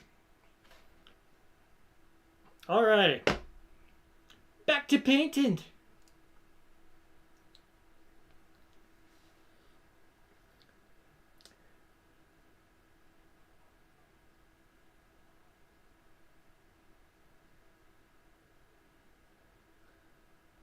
Seldom stop musing about how great the game group is that I see developing in front of me. Sweet! Definitely want to get back into the synth times. A pretty big Eurotrack, but I sold it. Well, Eurorack. Ah, okay. So you had like I'm guessing. Did you have stuff like the Juno and stuff like that? Or were you more of the Yamaha kind of guy? Added bonus is you can play some licks while things dry. Yeah, that's right. Exactly. I have a big amp over there called the Bajera. It's a matchless clone. So it looks like a Matchless, which is an American-made amp, which has two speakers in it, which are offset. So you have one speaker at one wattage, the other speaker at another wattage. And when you listen to it in real life, it's like it's making your head do this. It's like, what the hell? It's it's a very unusual amp. And it's kind of like an AC30, but it's not. It's totally its own thing because it does not sound anything like an AC30. And a lot of people compare it to an AC30. And I was like, no, AC30 sounds way different. It's a 30-watt amp, but it's 2 watts. And it is like, it's honking loud. If I stand in front of it and I have it hooked up to, like, it's a combo. So it's basically got the two speakers in it, but I also have a Bugera 212 underneath it as well. I put those things together, and that thing will tear the skin off of your body if you're standing in front of it and you have it loud. And I'm serious, like your body will feel the vibration going through it. By the end of the gig, you're like, holy crap, I need to lie down because your body just feels fatigued from being beaten by this thing. It's like ball peen hammers hitting you all day. So it's pretty heavy duty. I have an old Hughes and Kettner. Oh, this is one of my early amps from way back practice days. And it is not a weak amp at all. That's got a 112 in it, and it is 40 watts. But it is so high strung that I can cut through a mix pretty good with that thing. It's not a tube amp, that one. I wouldn't dare try to pick up the Bugera. It is so freaking heavy. It's got two big monster, like they're like belts on the top and one on the, like you usually want to have two guys carrying it. Like it's a monster. It's a monster amp. It is so heavy, the Bugera, and that Hughes and Kettner is super light, so it's no big. And then I have a lines. It's made by Line 6. It's not a Line 6 though, like a Spider or anything. It's the Amplify. It's a 150 watt 5 speaker amp, so it plays music off your phone. It will check that music that you're playing and say, oh, I have a presetting that will match this, and then it'll set your guitar tone to that, and you can jam away with it, pretending if you're playing Van Halen, it'll come up with a Van Halen tone for you.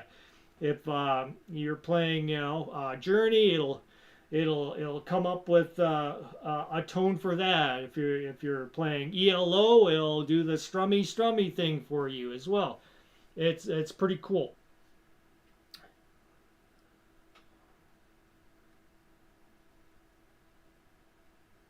Manual dexterity to pick up a guitar.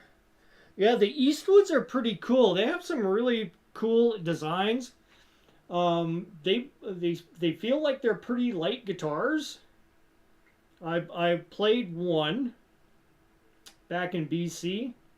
It was a black and had the kind of white trim on it. And it was kind of a weird kind of a shape, almost like a flying, almost like a Z, but it was different.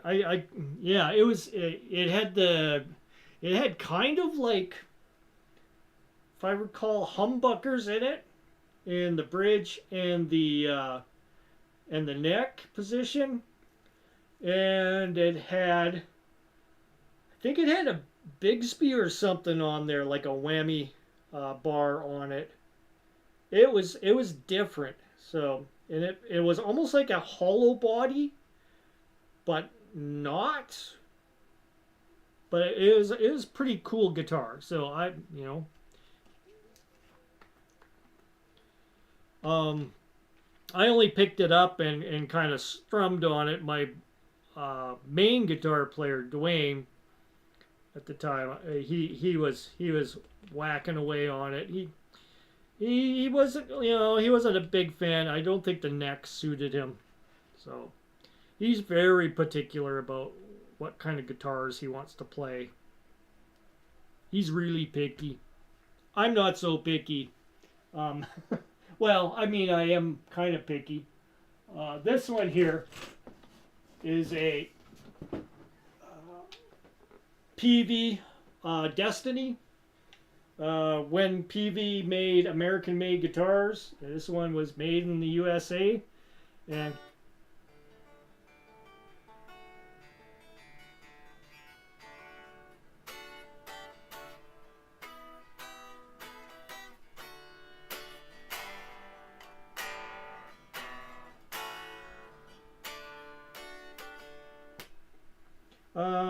so yeah, this is a nice guitar, neck through, doesn't have any bolt on it at all. This is cool.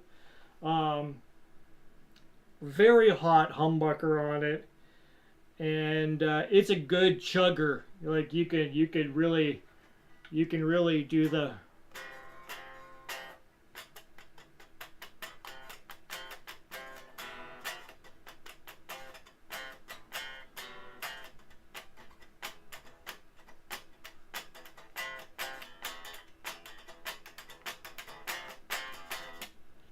very quiet guitar. It's not super loud like this.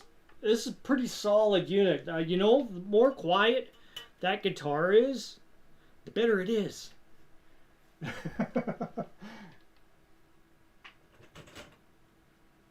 Yeah, so as soon as you throw it into an amp, like none of these have active pickups except for the bass. This I think was one of the first times they had active pickups in a bass. 91, 90, 91. That's when they made this guy. Uh, this is made in Japan. Fender Precision Light. That one's American made PV. I used to have a Nitro, which was kind of the same sort of guitar, but with a bolt-on neck instead. So PV Nitro. This is the PV Destiny. And then they had the PV Vanderberg version, which had the reverse headstock. Kind of the same, but it had a few different indentations on the body style. So you'll see Adrian Vandenberg's guitar kind of looks like this, but with the flipped headstock, so that it's going upwards instead. And yeah, same pickups and everything in a Vandenberg. I kept this one pretty much stock. It's like I haven't changed it at all. It's exactly how you would have bought one back in 1990. And this is a 2008 Fender made in the USA from Corona USA VG guitar. So it's got the pickup here, which is a Roland pickup. So it's got its own built-in synthesizer, and I can make it sound like a 12-string or down-tuned guitar, baritone. It can configure the entire strings to G tuning, D tuning, and you can mix them up. So I changed out the humbucker on this. It had originally the single coil in there, so I threw in a Warman made in the United Kingdom. This is a super hot pickup, kind of reminds me of this pickup, which is why I liked it. And the reason why I switched it out is because I can emulate the Strat sound with 3 single coils by using the Roland pickup anyways.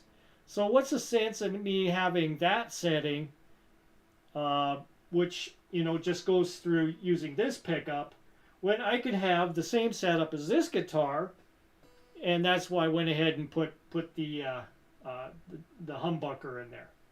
So this is kind of like playing that guitar, but not. I can switch them out easily. I'd just be missing the Roland pickup feature on that. So yeah, all right. Back to mini painting. Guitar Envy. GNL. I actually have a GNL. It is in the closet right now. It is a Legacy edition. So it was made in South Korea. And so it's not a US made one. However, all the parts are basically the same ones that the US made ones have. It's the one with a swamp ash, red cherry swamp ash finish, very clear, so you can see the swamp ash grain in it.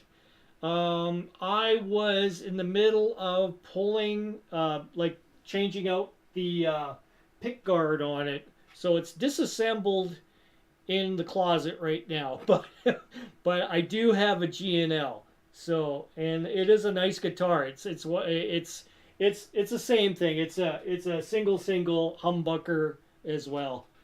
And the only other guitars I have is I have an acoustic Yamaha here and an acoustic Fender as well, which are in their own cases over on the side there. I have a synth over here. It's a Yamaha, but I just use it as a just to plug in through the computer, and I use it for MIDI stuff. So that's all I use that for. I don't use it for the sounds and all that. All right, let us. All right, I want to show you guys a trick. If you want to get into painting, you're thinking, oh, I want to do stuff with a airbrush. Okay, so I'm going to show you something here.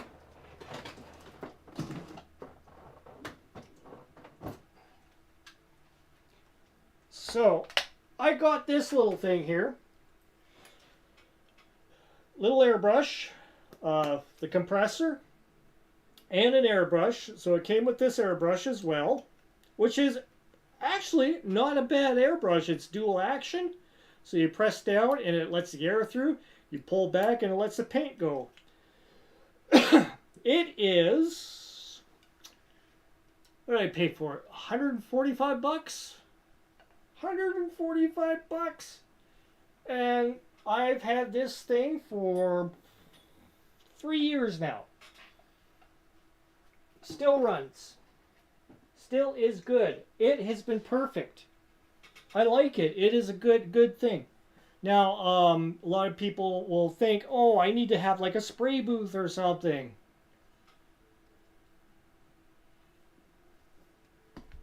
I have a solution for that. So, what you do,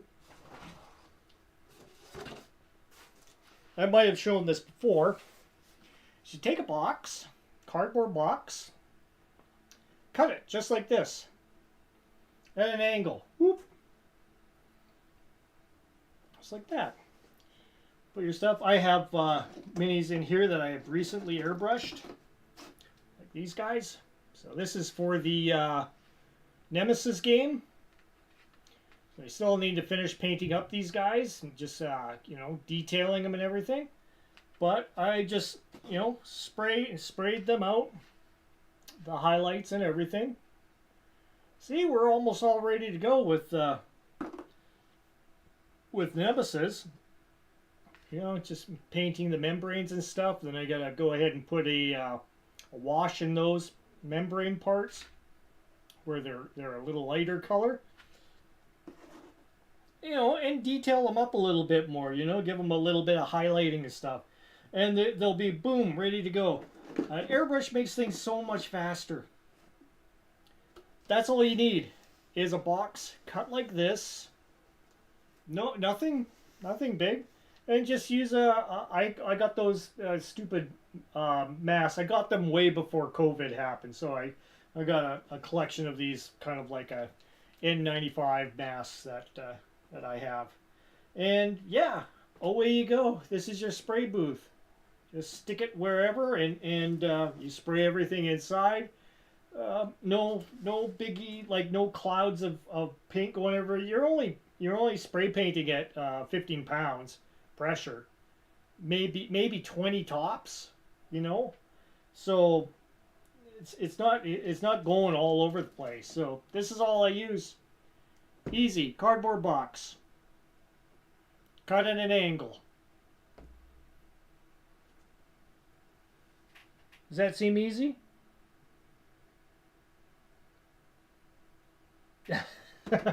Nice fat lines, yes. So I thought about getting myself something a little bit more hefty for an actual spray gun on there, but no, that one that I got is perfectly fine. Just keep it clean. Keep on putting this stuff through it. The LA, totally awesome. Just use that, and then use I have airbrush thinner, and I have the flow improver as well. Same company, Vallejo as well. My hobby store here has lots of Vallejo products, so it's easy for me to get if I need it right away, and that works perfectly fine. But if you're beginning in the hobby of painting stuff, no, you wouldn't want to be going to there first.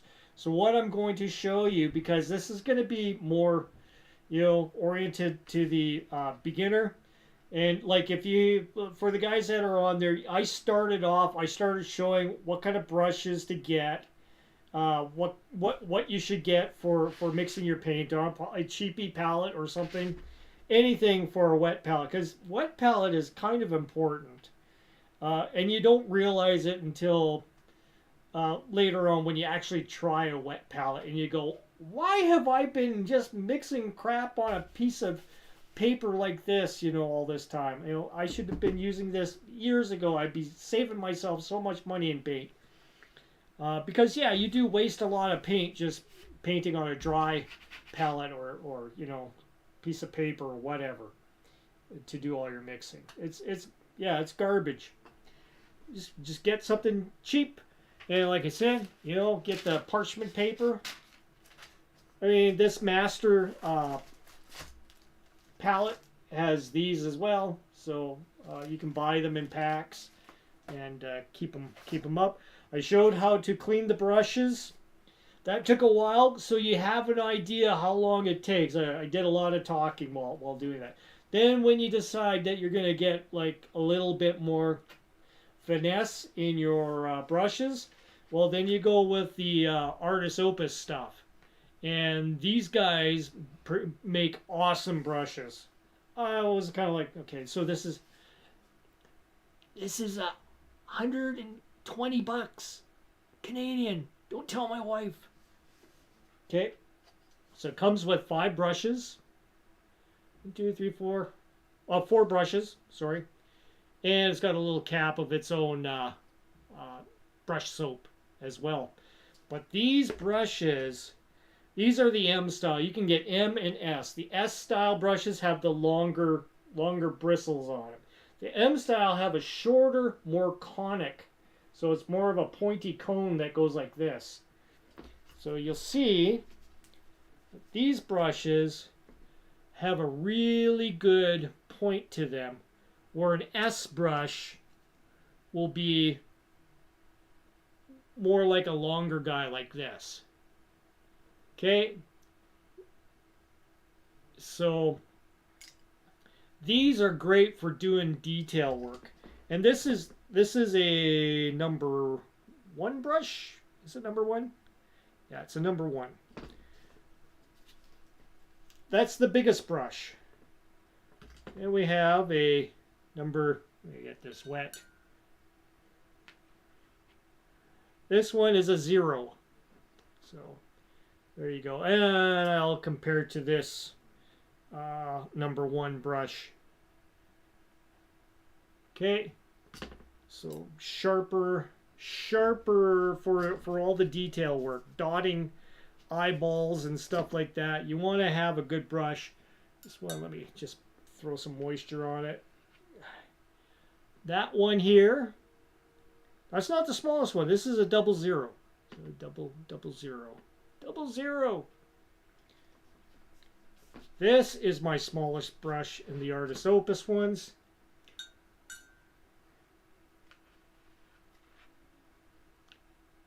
Yeah, now that is a liner brush. That's a 000. And once again, up against the original number 1 brush from a cheaper brand. Yeah, you're getting the idea of, this is the one that you do the eyeballs with. So, and like I say, these are very nice brushes. They're very good quality. And you want to learn the habits of cleaning your brushes before you get into this. Otherwise, you're going to be in trouble, and you're going to be, well, why are my brushes getting all frayed and everything? And, they're worthless. I paid all this money, and I just threw my money away. Right, because you didn't learn how to clean your brush. So remember that. Now, do I have any more makeup brushes? See if I do. I'll have to go take a look at my collection here. So, I have a bunch of brushes in here. Do I have anything that's good enough for a makeup brush? Let's see.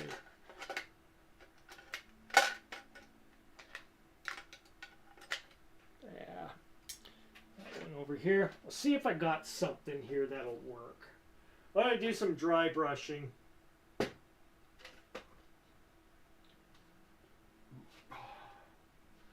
Do I have a nice brush for dry brushing?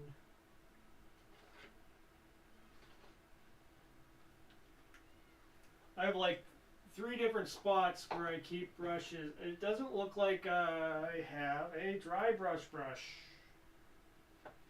on hand here.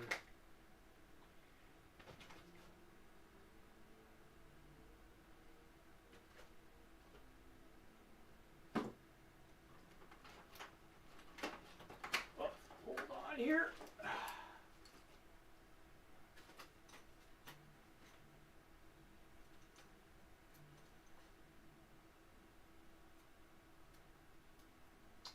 Yeah, no, I don't have a, I think I threw out all my makeup brushes that I used. Because what happens with those cheapy makeup brushes that you get from, like Etsy, and I've done this before, I bought the cheap ones, they tend to lose their bristles fairly quickly. And you have to go ahead and you got to pull off this part, the metal off of the brush stick. And you got to go ahead and take like crazy glue, stick it in there, squeeze a bunch of crazy glue in there just to make sure the bristles stay intact. Otherwise, you start losing them like crazy. But this is just a cheapie. Once again, something that you would get from whatchamacallit, the art store. I think, yeah, this is a, what's this called? This is Artist Loft. Probably not Artist Loft. I think this one's the Craft Smart. Yeah, this is a Craft Smart. So this one is just for doing some quick dry brushing. It's a thick one, but it does have a fairly soft bristle. It's not quite as, it's close to this one. This one's like an Artist Loft, but cheapy. So I'm going to show you how to do some dry brushing here. Now this is a technique that you would need to know like pretty much right off the bat. Very important. I'm going to take some Vallejo model color white. Okay. I mean, you could go with a color that kind of matches the character. You could do that. You know, since this guy is mostly brown, you could do mostly brown as a color on him. That would work. You know, it might be something I should do. Mostly brown, mostly purple, mostly brown again. This guy's mostly skin colored, but a little bit of red.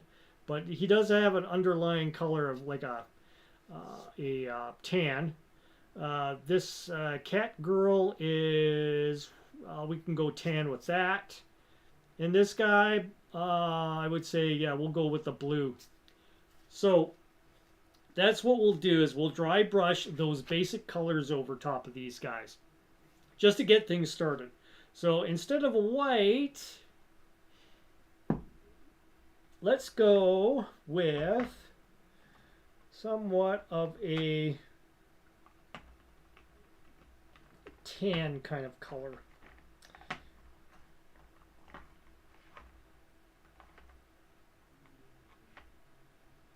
Brown. Let's go brown first because I want to get the dwarf guy with the horn done first. So this guy with the rhino horn on his head. And I have a fairly dark brown here to start off with. So instead of using the wet palette, what you're going to do here is this paper that I'm using. This is watercolor paper. I would go with I think it's called canvas or something like that, or something. Get the cheaper stuff. It's fine. You're not using it for watercolor. You want it to be absorbent, because you know when you go ahead and you'll probably see me do this a lot, where I dip my paintbrush in and I twirl my paintbrush on the paper. You'll see me doing that. That's just to reform the bristles. You just do that as a habit because it helps keep your brushes in decent condition. I'm just gonna mix this up. I mean, I'm gonna use the mixer here. Sorry, we're getting a little vibraty here on the picture. Any question here? Airbrush is cool. You can mix things in. Yeah, the nice thing about the airbrush. And it's something that I would be doing right now, except like I've kind of said that this is a beginner's thing. And the idea is for a beginner to come in, watch this video and think, what do I need to get started with? You know, I don't want to spend a whole lot of money.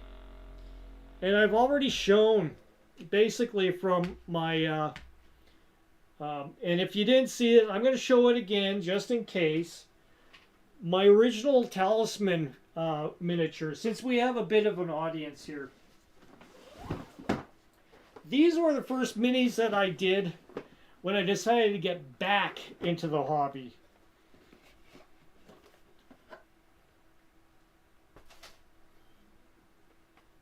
Oh, and what I'm going to... These were done with Citadel paints.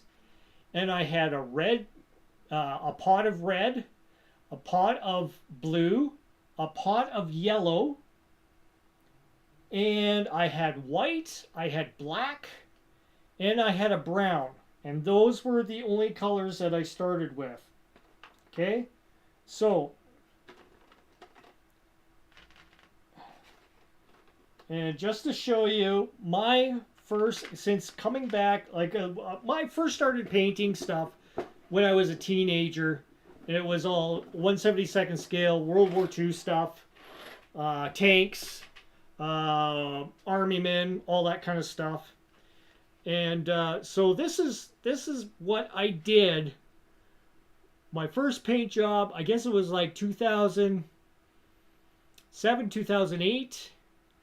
And I had bought the game so that my kids could play, because my kids were starting to get to the 8, 7 7 years, 8 years of age. And so I ended up picking up this box of Talisman. I wanted to get the kids into playing board games and stuff, and not so much playing video games, Minecraft, all that other stuff that they were getting into. So we had family nights where we would play Talisman. And I had to mix these colors. Like this was me with all the basic colors and mixing them. Now, I don't suggest this with anybody that doesn't know a lot about the color theory. So you can see that they got a shiny gloss to them. They're not exactly well washed, but they were my first attempt at getting back into the hobby. So once again, the Friar in all his glory, all his shiny glory. You can see the wash is pretty much yeah. It's not the best job, but yeah, I even had to do multiple tones with the green because all I had was yellow and blue. So I made my greens out of that, and the yellow, and yeah, and the flesh color, I had to do my own flesh color, mixing like a brown and then using white and yellow and trying to get that tone that I needed. So yeah, this is all just mixing different colors together just to get the effect. Like I said, I didn't have a green. I had blue and yellow. So everything that you see mixed as green was for me mixing my own greens. Here's the Druid. And you can see I just totally went crazy with the wash just to get the dark tones in there. I just left it. It was board worthy. And we've played this game hundreds of times. And the color hasn't worn off of them or anything. I mean, I could go over them and highlight them and stuff just to get them back to more of a better looking condition.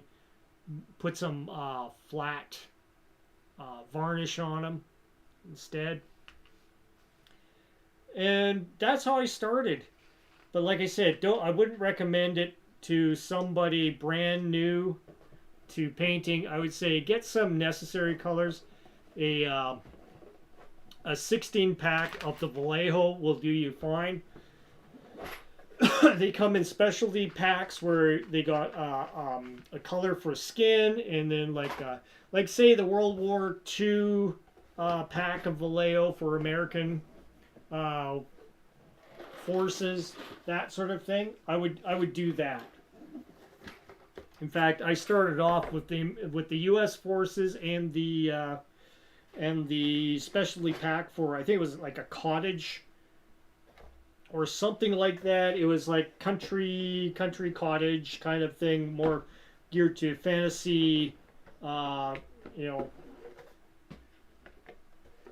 fantasy kind of settings, browns and stuff like that. Get some browns because brown is always a harder color to kind of get good with mixing colors if you were going to go with the primaries. Oh, I'm getting such dry throat here from talking so much. I have to have Chandra here to start talking besides me, so.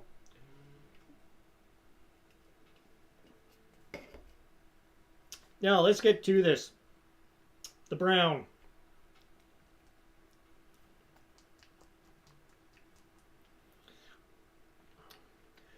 Dark brown here. Now, definitely want to get a thing to poke through the nozzle of your paint brushes.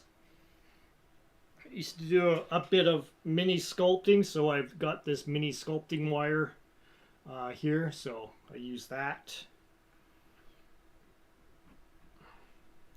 Stuff is good for pinning stuff, so and for reopening up your bottle nozzles as well. Makes it a little easier to get into your paint. So we're gonna put a daub here. Now this is the secret of dry brushing. You don't want to mix any water in here. So this is a totally dry brush. No water to it. You can have a rough looking brush too. You can also use that. But the idea, because this is fairly dark, and you've already laid the foundation of the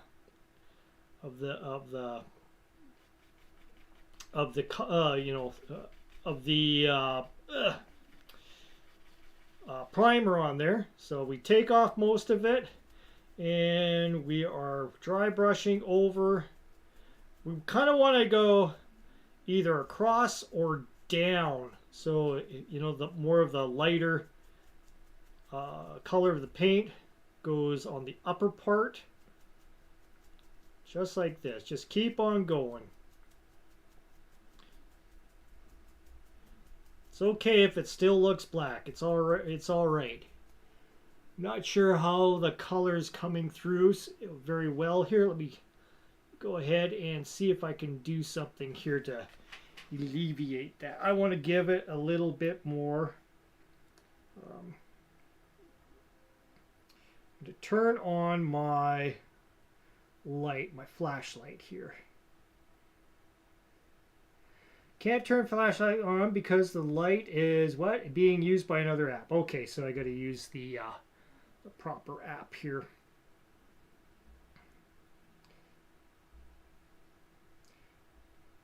And I've got cats showing up. What the hell? Damn it.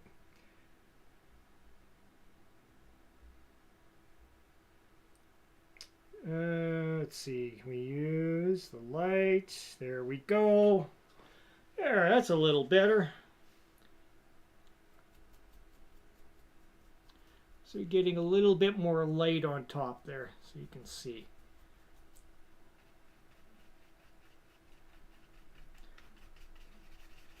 Try and get most of it off.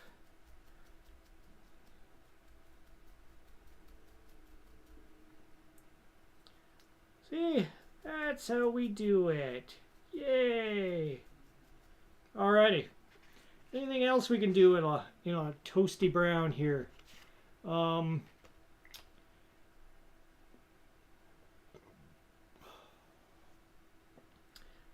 This guy. Let's see. This guy is kind of brown, but a little bit lighter brown. So I'm gonna wait. This dude has a bit of brown to him as well, more or less on the bottom skirts.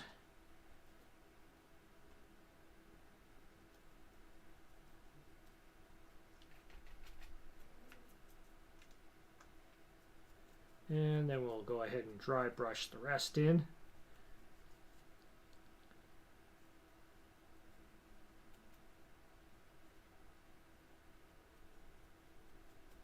His clothing. And then we'll highlight it with the purples because he's more of a purple guy.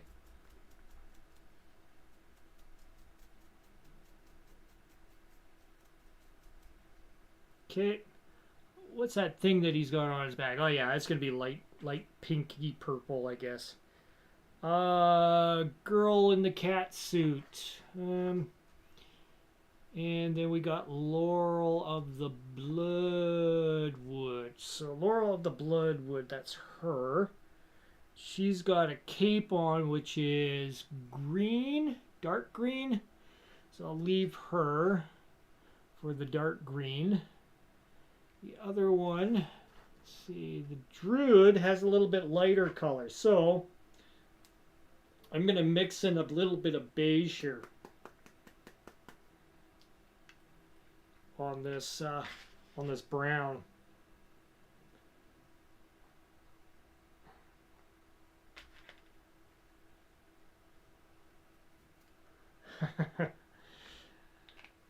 Yeah. If you're playing competitively the Talisman game, it can be a bloodbath.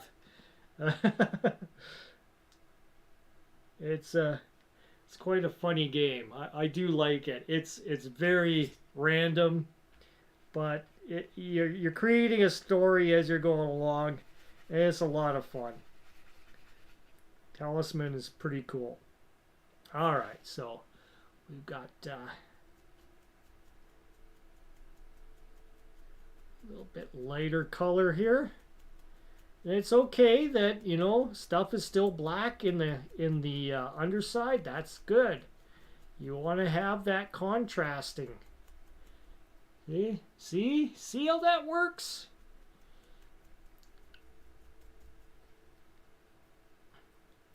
Like I say, if you've been painting for a while, yeah, just ignore me. Just enjoy what I'm doing. This, like I say, this is for beginners. I don't want to get too crazy for beginners because, I want to give them just the basics, the basic necessities of understanding how to do dry brushing. Always top to down, just like this. You don't want to go upwards because what will happen is you will end up making it look like it's shining from the bottom upwards. You want to have that feeling that the sun is coming down on this character. Okay.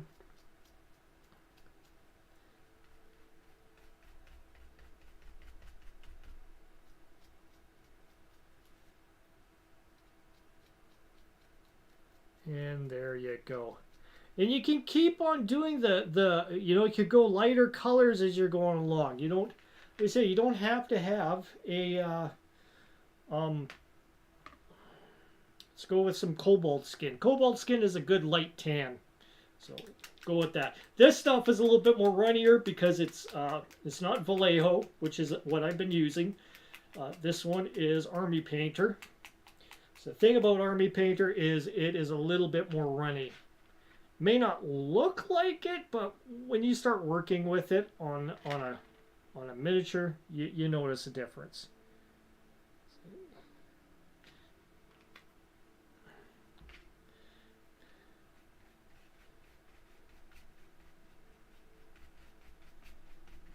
And here's where you can take the dry brush.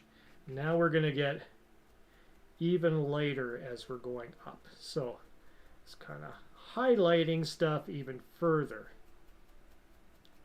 And just work at it. Don't just think it's going to start right away with looking lighter. Start slowly.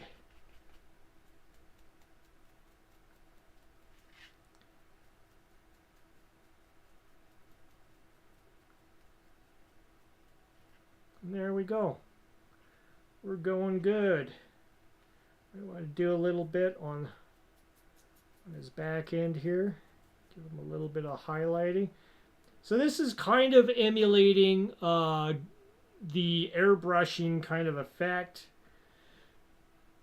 but not. I mean, airbrushing is a little bit more of a finesse thing. It's more efficient, but it's a lot of work too at the same time. It's not, you got to clean the thing, and it's a little bit more time intensive, but you get better effects. There we go.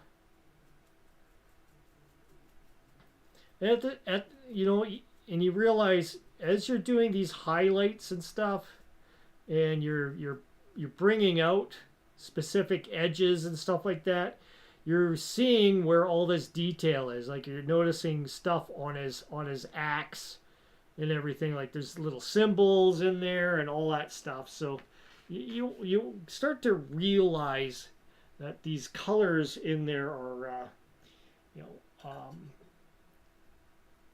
bringing out these details. So then your eyeball starts going, oh, okay, I'm gonna have some glyphs here that I'm gonna have to color in. If you're looking at a straight black miniature like this one, it's hard to tell what the details are, right? So this is just bringing out details for you. Ugh. Ugh. Should dry the brush out pretty good because you want it. You're still dry brushing. I'm just changing the color of the paint to a blue right now because we're going to do this warrior with the winged headgear. And I want a blue that is starting off a fairly dark one. Just to start, once again, a Vallejo.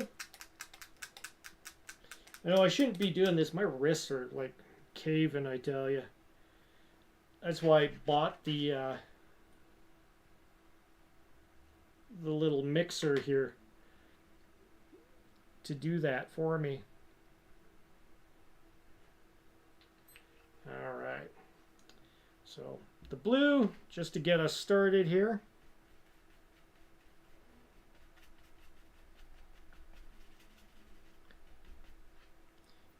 And once again,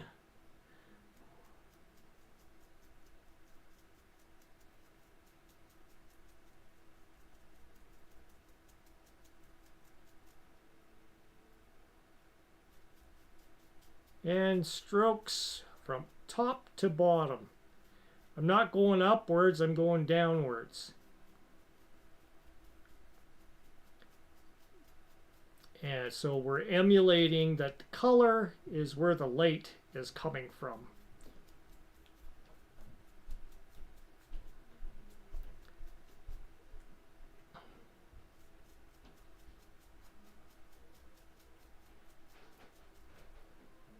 Now there's a few guys out there that watch my my videos and they're like, I'm lost. I don't know how to do this. How do you get to that point? So this is it.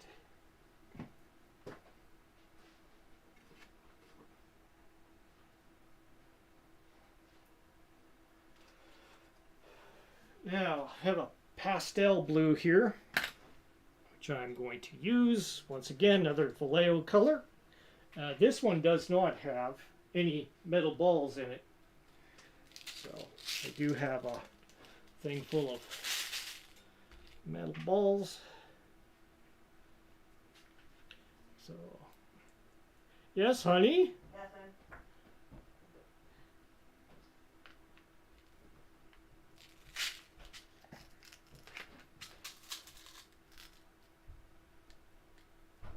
There we go. Remember to put this part back on before you put the white cap on. Otherwise, you'll end up with a mess in there. All right.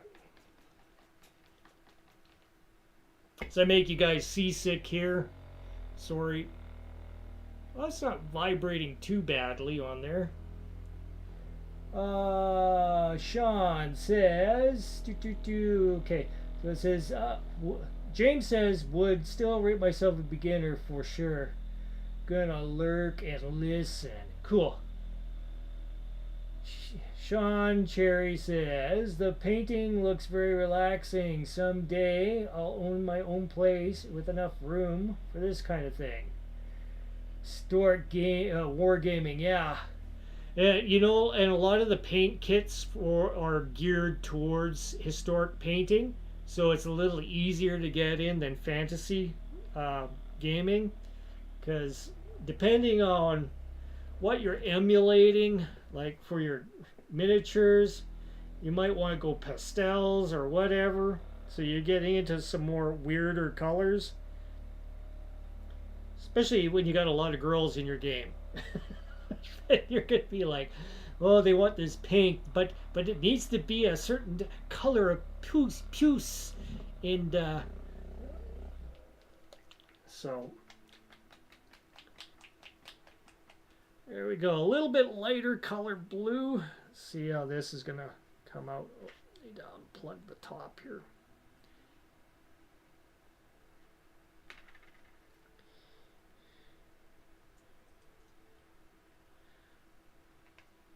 Now that is a lighter color blue. And it's okay to mix, a little bit of the dark, the light. There we go. We got more of a light Prussian blue instead of a dark Prussian blue. There we go. On to the, whatever he is, Paladin, a warrior of chaos, and other breakfast cereals. What is he? And this is bringing up the details. There we go. We're starting to see things that we've never seen before. It's like drinking from Egg Chen's 7 demon bags. You see things that you've never seen before. I hope Sean is finally freaking watching the Big Trouble in Little China. He finally has it. So, like, dude, watch the movie. It's good. It's not that bad. Except you really have to take that. You really have to watch it with the idea. It's kind of emulating what anime characters would be acting like in a real live show, because all the exposition that they include with their talking is kind of funny that way. You really can't take it seriously though. It's not a show that you should take seriously. I know. He's got it though. He does. He showed me he's got the CD. He's got the DVD now. So it's time for him to get down and watch that. Watch the video. Watch it. All right. Enough of that blue. The Druid, or whatever he is kind of a Master Thorn, is this guy here. A guy using some sort of mind control with his... that's what he's kind of doing with his hand there. He is mostly beige. So I'm going to dry brush beige over top of him. And that's kind of like what I showed with my actual airbrush miniatures there. I just airbrushed the base color over top of them just to make it less work for me later. Because the more you can get done with either dry brushing or airbrushing, the better. This may come up as a little bit of a bluey hue of beige, but it's fine. It's fine. It'll work. Now, streak downwards.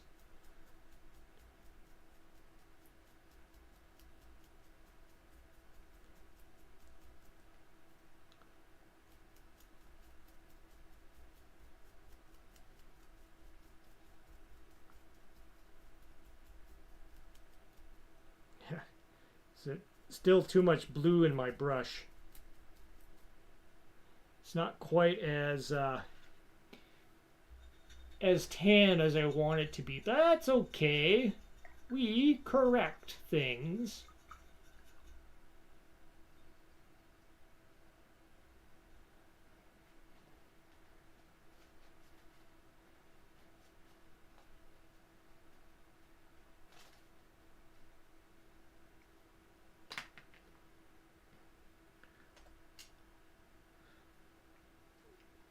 Once more with some more cobalt skin.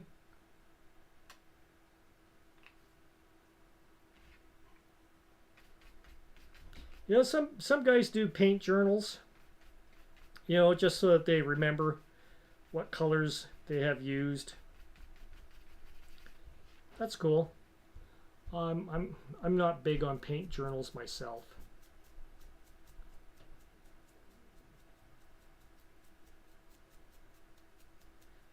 It still has a lot of blue in it. I have to let this dry a bit. It is a lot lighter though. There we go.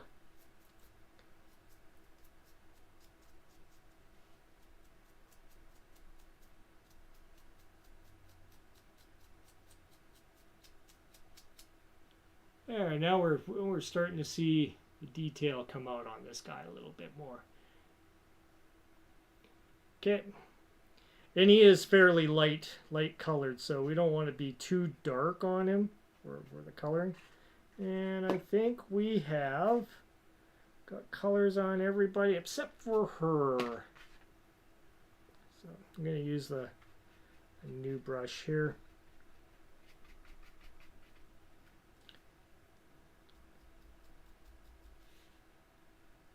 Let's see, there we go.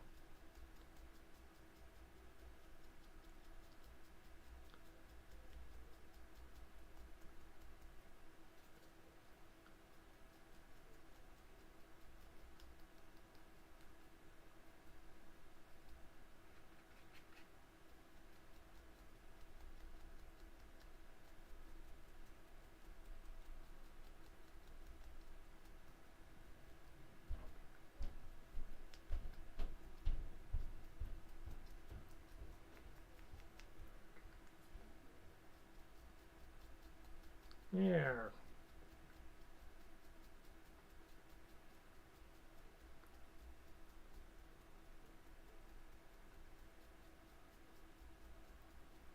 Now we're actually seeing where the bikini is on this gal, so which helps. That helps a lot. Because otherwise, you don't see the details on just a straight black mini. It's like, where does it start? Where does it end? There we go. We have started. These minis are now going to start coming to life.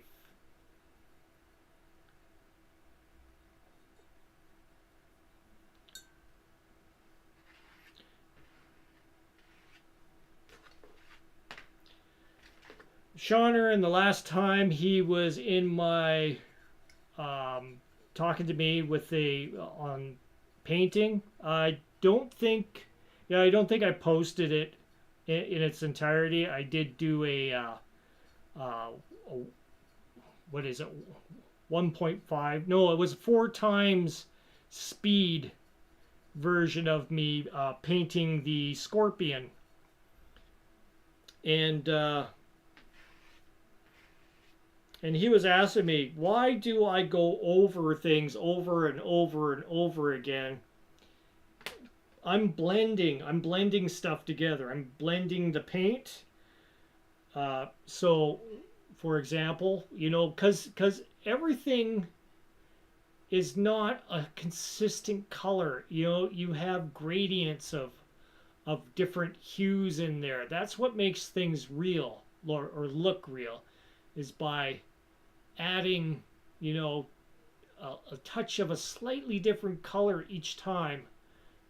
Go gradually darker and darker and darker, and it just ends up giving it more of a dimension to it instead of just coloring it like one color. You're giving it a gradient of light to dark, especially on its shell bits there on the top end of the scorpion. You can see it's lighter along the outside edges, more darker on the top, which is kind of opposite of, highlighting. But for the effect of the scorpion, it makes it look realistic that way. So, and in some cases, that's what you want. Maybe I can do this guy with more dark and pink, like dark red and pink on the edge of his claws. That would probably be a cool effect that I can add in.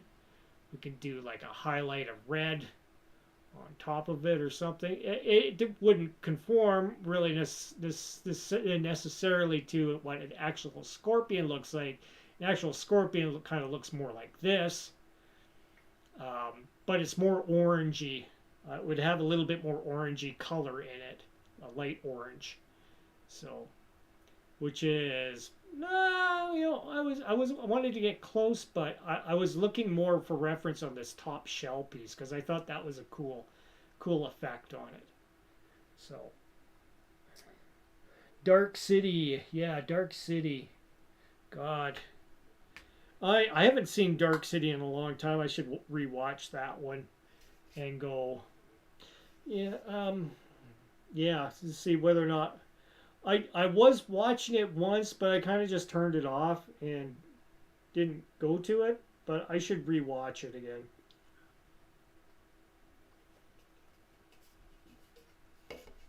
I'm not too sure if it was my thing or you know, I am real picky with movies. I am super picky with movies. They got to have some sort of consistency through it that it can't have things in it that I go, okay, why is this scene here? There's a reason why certain scenes are put in. And my brain picks up on it. And so I'm very analytical about these things. And if I see something in there and then I'm like, okay, and it doesn't come up later on, you know, it's kind of like, why did they even have that scene? So, um, that seems to be a lot of the, like Game of Thrones was like that, where they had these little cool little things that they started up with, um, like the Assassin's Guild with the many faces and stuff like that, but they didn't follow through. It was just like, wait a second, what's going on here? You know, there was so many cool story arcs they could have thrown in there, but they just said, yeah, let's forget about that. We've just wasted almost an entire episode on you watching something that you didn't even want to, didn't even come out to be anything in the end anyway. So it just drove you crazy. Well, it drives me crazy. So I don't like watching shows mainly because they do that and they just don't carry on with what I wanted to like get into because it was a cool thing. There was a cool thing and they could have done cool things with it and they didn't. It makes me sad. Now you don't need one of these, but these are cool to use. Now, there is another thing you can use, like this thing here has a magnifying glass on the top. But I do find when I look through one of these to magnify it up, I get disjointed. So it takes me some time to get myself to kind of see what's happening there as I'm watching what I'm doing with the brush to get my hands to line up to know my depth perception in there. These are a little easier that way. I kind of feel like, you know, this. I've worn glasses before, so this feels a little bit more natural. So this helps me see a little better. Now, first things I do, now that we've got some little bit of highlighting and stuff on here, is we start with the skin parts first. The stuff that is closest to the skin gets done first. Okay? That's rule number one for me. Because it is a lot easier for me to do the skin first and then paint the clothing over top of it, then paint the clothing on the over top first and then the skin. Because I find that I might mess up the skin really bad. So I don't want to mess up, you know, it's just easier that way for me. Now this goblin guy or orc or what the heck is he? He's more skin colored than green.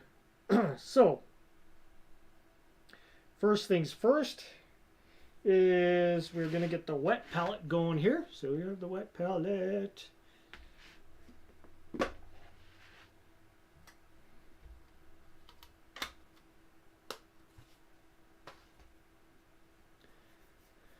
Let's see, I need a green. Give me a green. Give me a green. Green.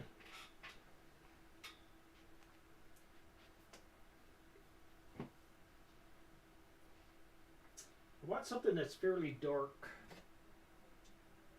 Dark green.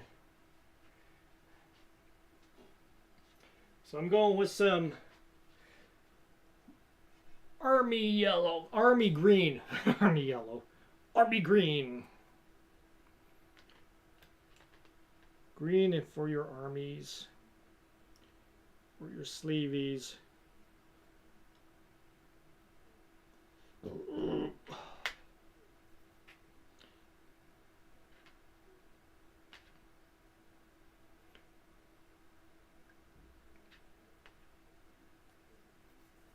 Once again, some lead shot.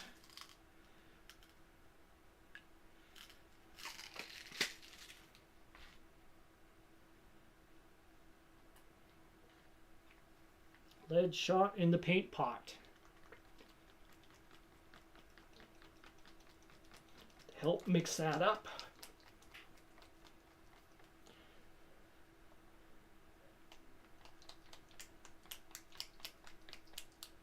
I guess James is still lurking away. Everybody else is taken off. There's probably some other stream going on, but that's okay. That's cool. What is going on with my...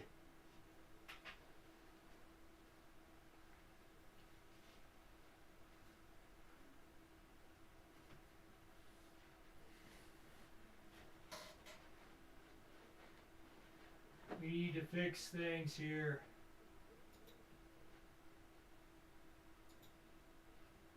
There we go.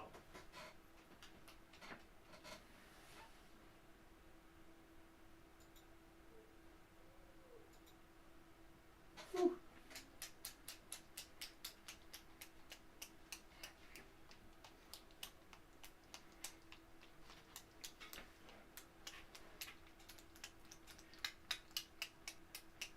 It's like all of a sudden we're missing the stream. You're missing part of the visuals going on here. There we go. See, if you don't mix your paint up right, what happens? We've got the green here. Okay. This. Okay, so two green. You're going to notice this is a little bit more of an olive green. This is more of a blue-green. This is from the same paint pot. So if you don't mix it properly, you're going to have issues. Cobalt skin, because that is very close to what this orc guy looks like for skin color, skin tone. So I'm going to show you the picture here so you get the idea. So we're going with a green, okay, green undertone, and then we go with the fleshy color on the onset of his skin. Okay, so we have the plan.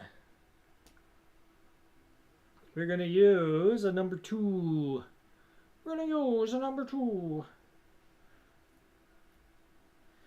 Make sure you wet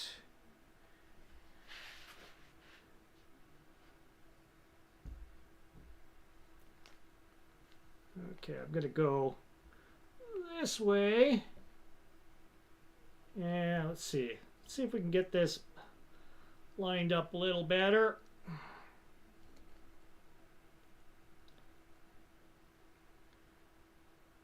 All right, so I'm going to be mixing a little bit of green with the flesh color. First, I really need to go ahead and fix what's going on here with my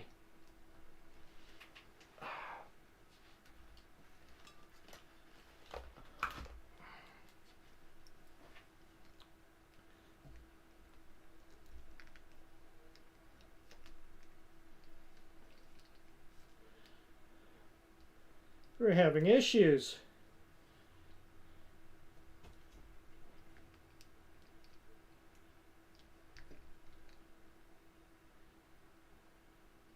loss of control, loss of control, loss of control.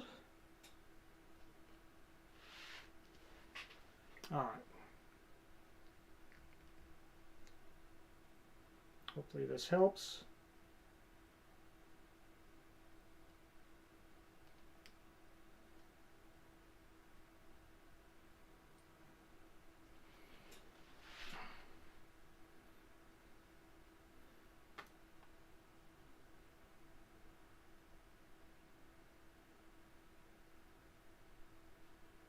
Kind of a green hue going on. Let's get this working a little better there. All right.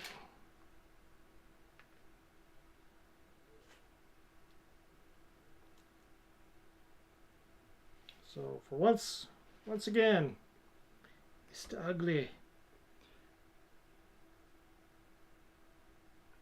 Like so.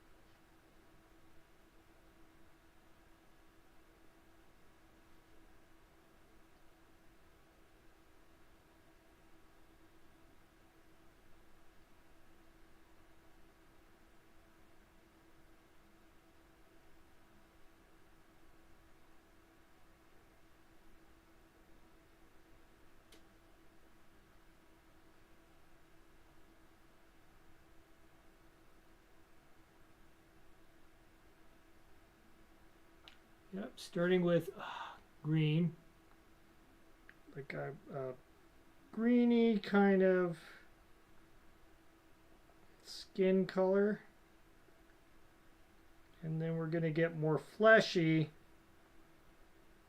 as we go more towards the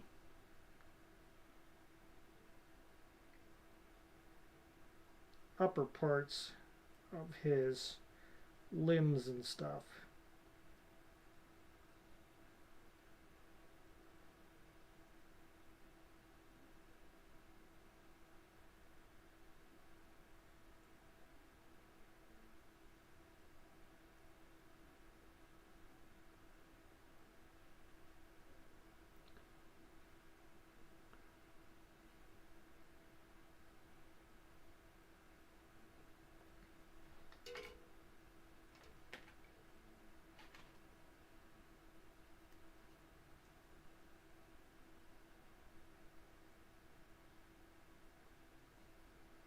Okay, so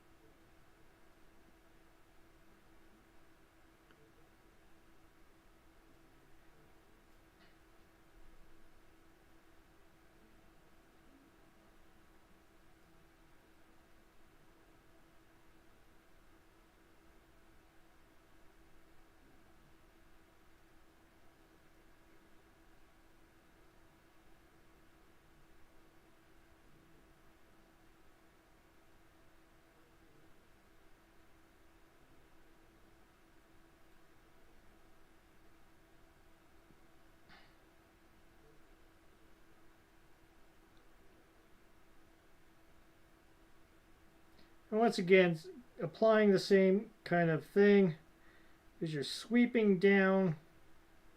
A lot of the time you're putting the lighter color up on top, more fleshy tone, because he does have quite a bit of flesh tone on him. And do the same with his hands as well.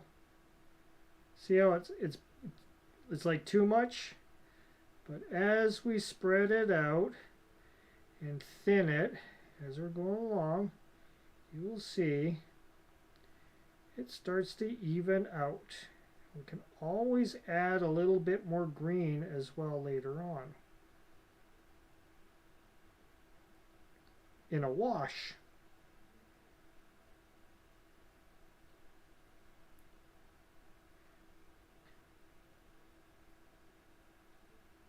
And it doesn't matter that I'm like painting on his staff and everything. Don't worry about that.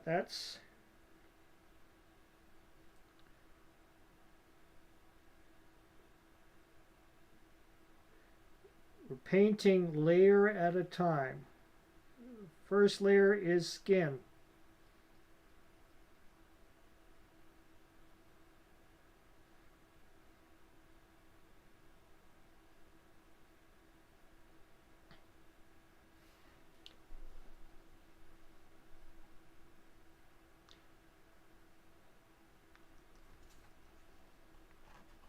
And once again, take your references and check it. He's being a little fleshy color, so you can see that he's got green undertone. I probably can't see it that well but he does have a green undertone in the fleshy color over on top. So that's what I am doing.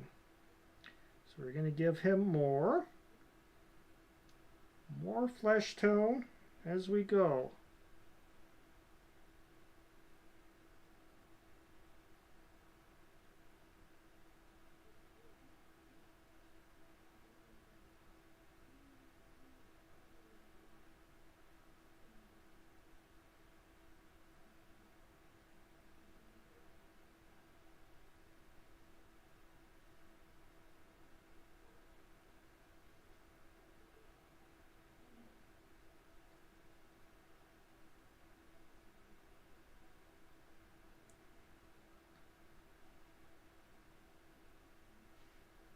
Alrighty. So you getting it? You getting it out there? You understanding this?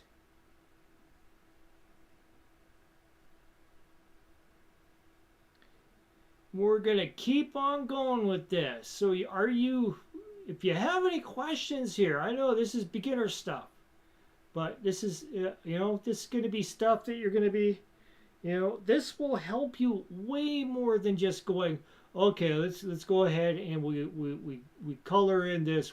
We'll block this in one color. We'll block this in another color. We'll block this in. No. Start skin first. Skin first. Then clothing. Then armor on top of clothing. Then weapons. And all the belts and all the cool stuff that he may be carrying, and go from there. You see that, all that dry brushing that you did in the beginning, you don't have to touch certain areas anymore because you've pretty much got it covered. See, everything else on him is brown, except for the purple stuff. So, and when we're going to add that purple stuff after, purple onto his bone skull staff and stuff, that gets added later. First we got to get the face right and everything. So that is what we are doing, and this is how it goes. So I'm going to stop the stream for now. We've been going on for I don't know how long. So I got to go have some some supper with the wife. She's upstairs watching some TV, and go yak with her for a bit. Alrighty. So we'll talk to you guys later. And thanks for those who showed up and were yakking away in the comment section. Appreciate it. We're going to continue on painting these guys. Maybe I'll pop on again later, a little bit later tonight. Alrighty? And we'll continue on from there. I want to get these guys done so we can play Roombound with totally painted minis. Okay? So talk to you guys later.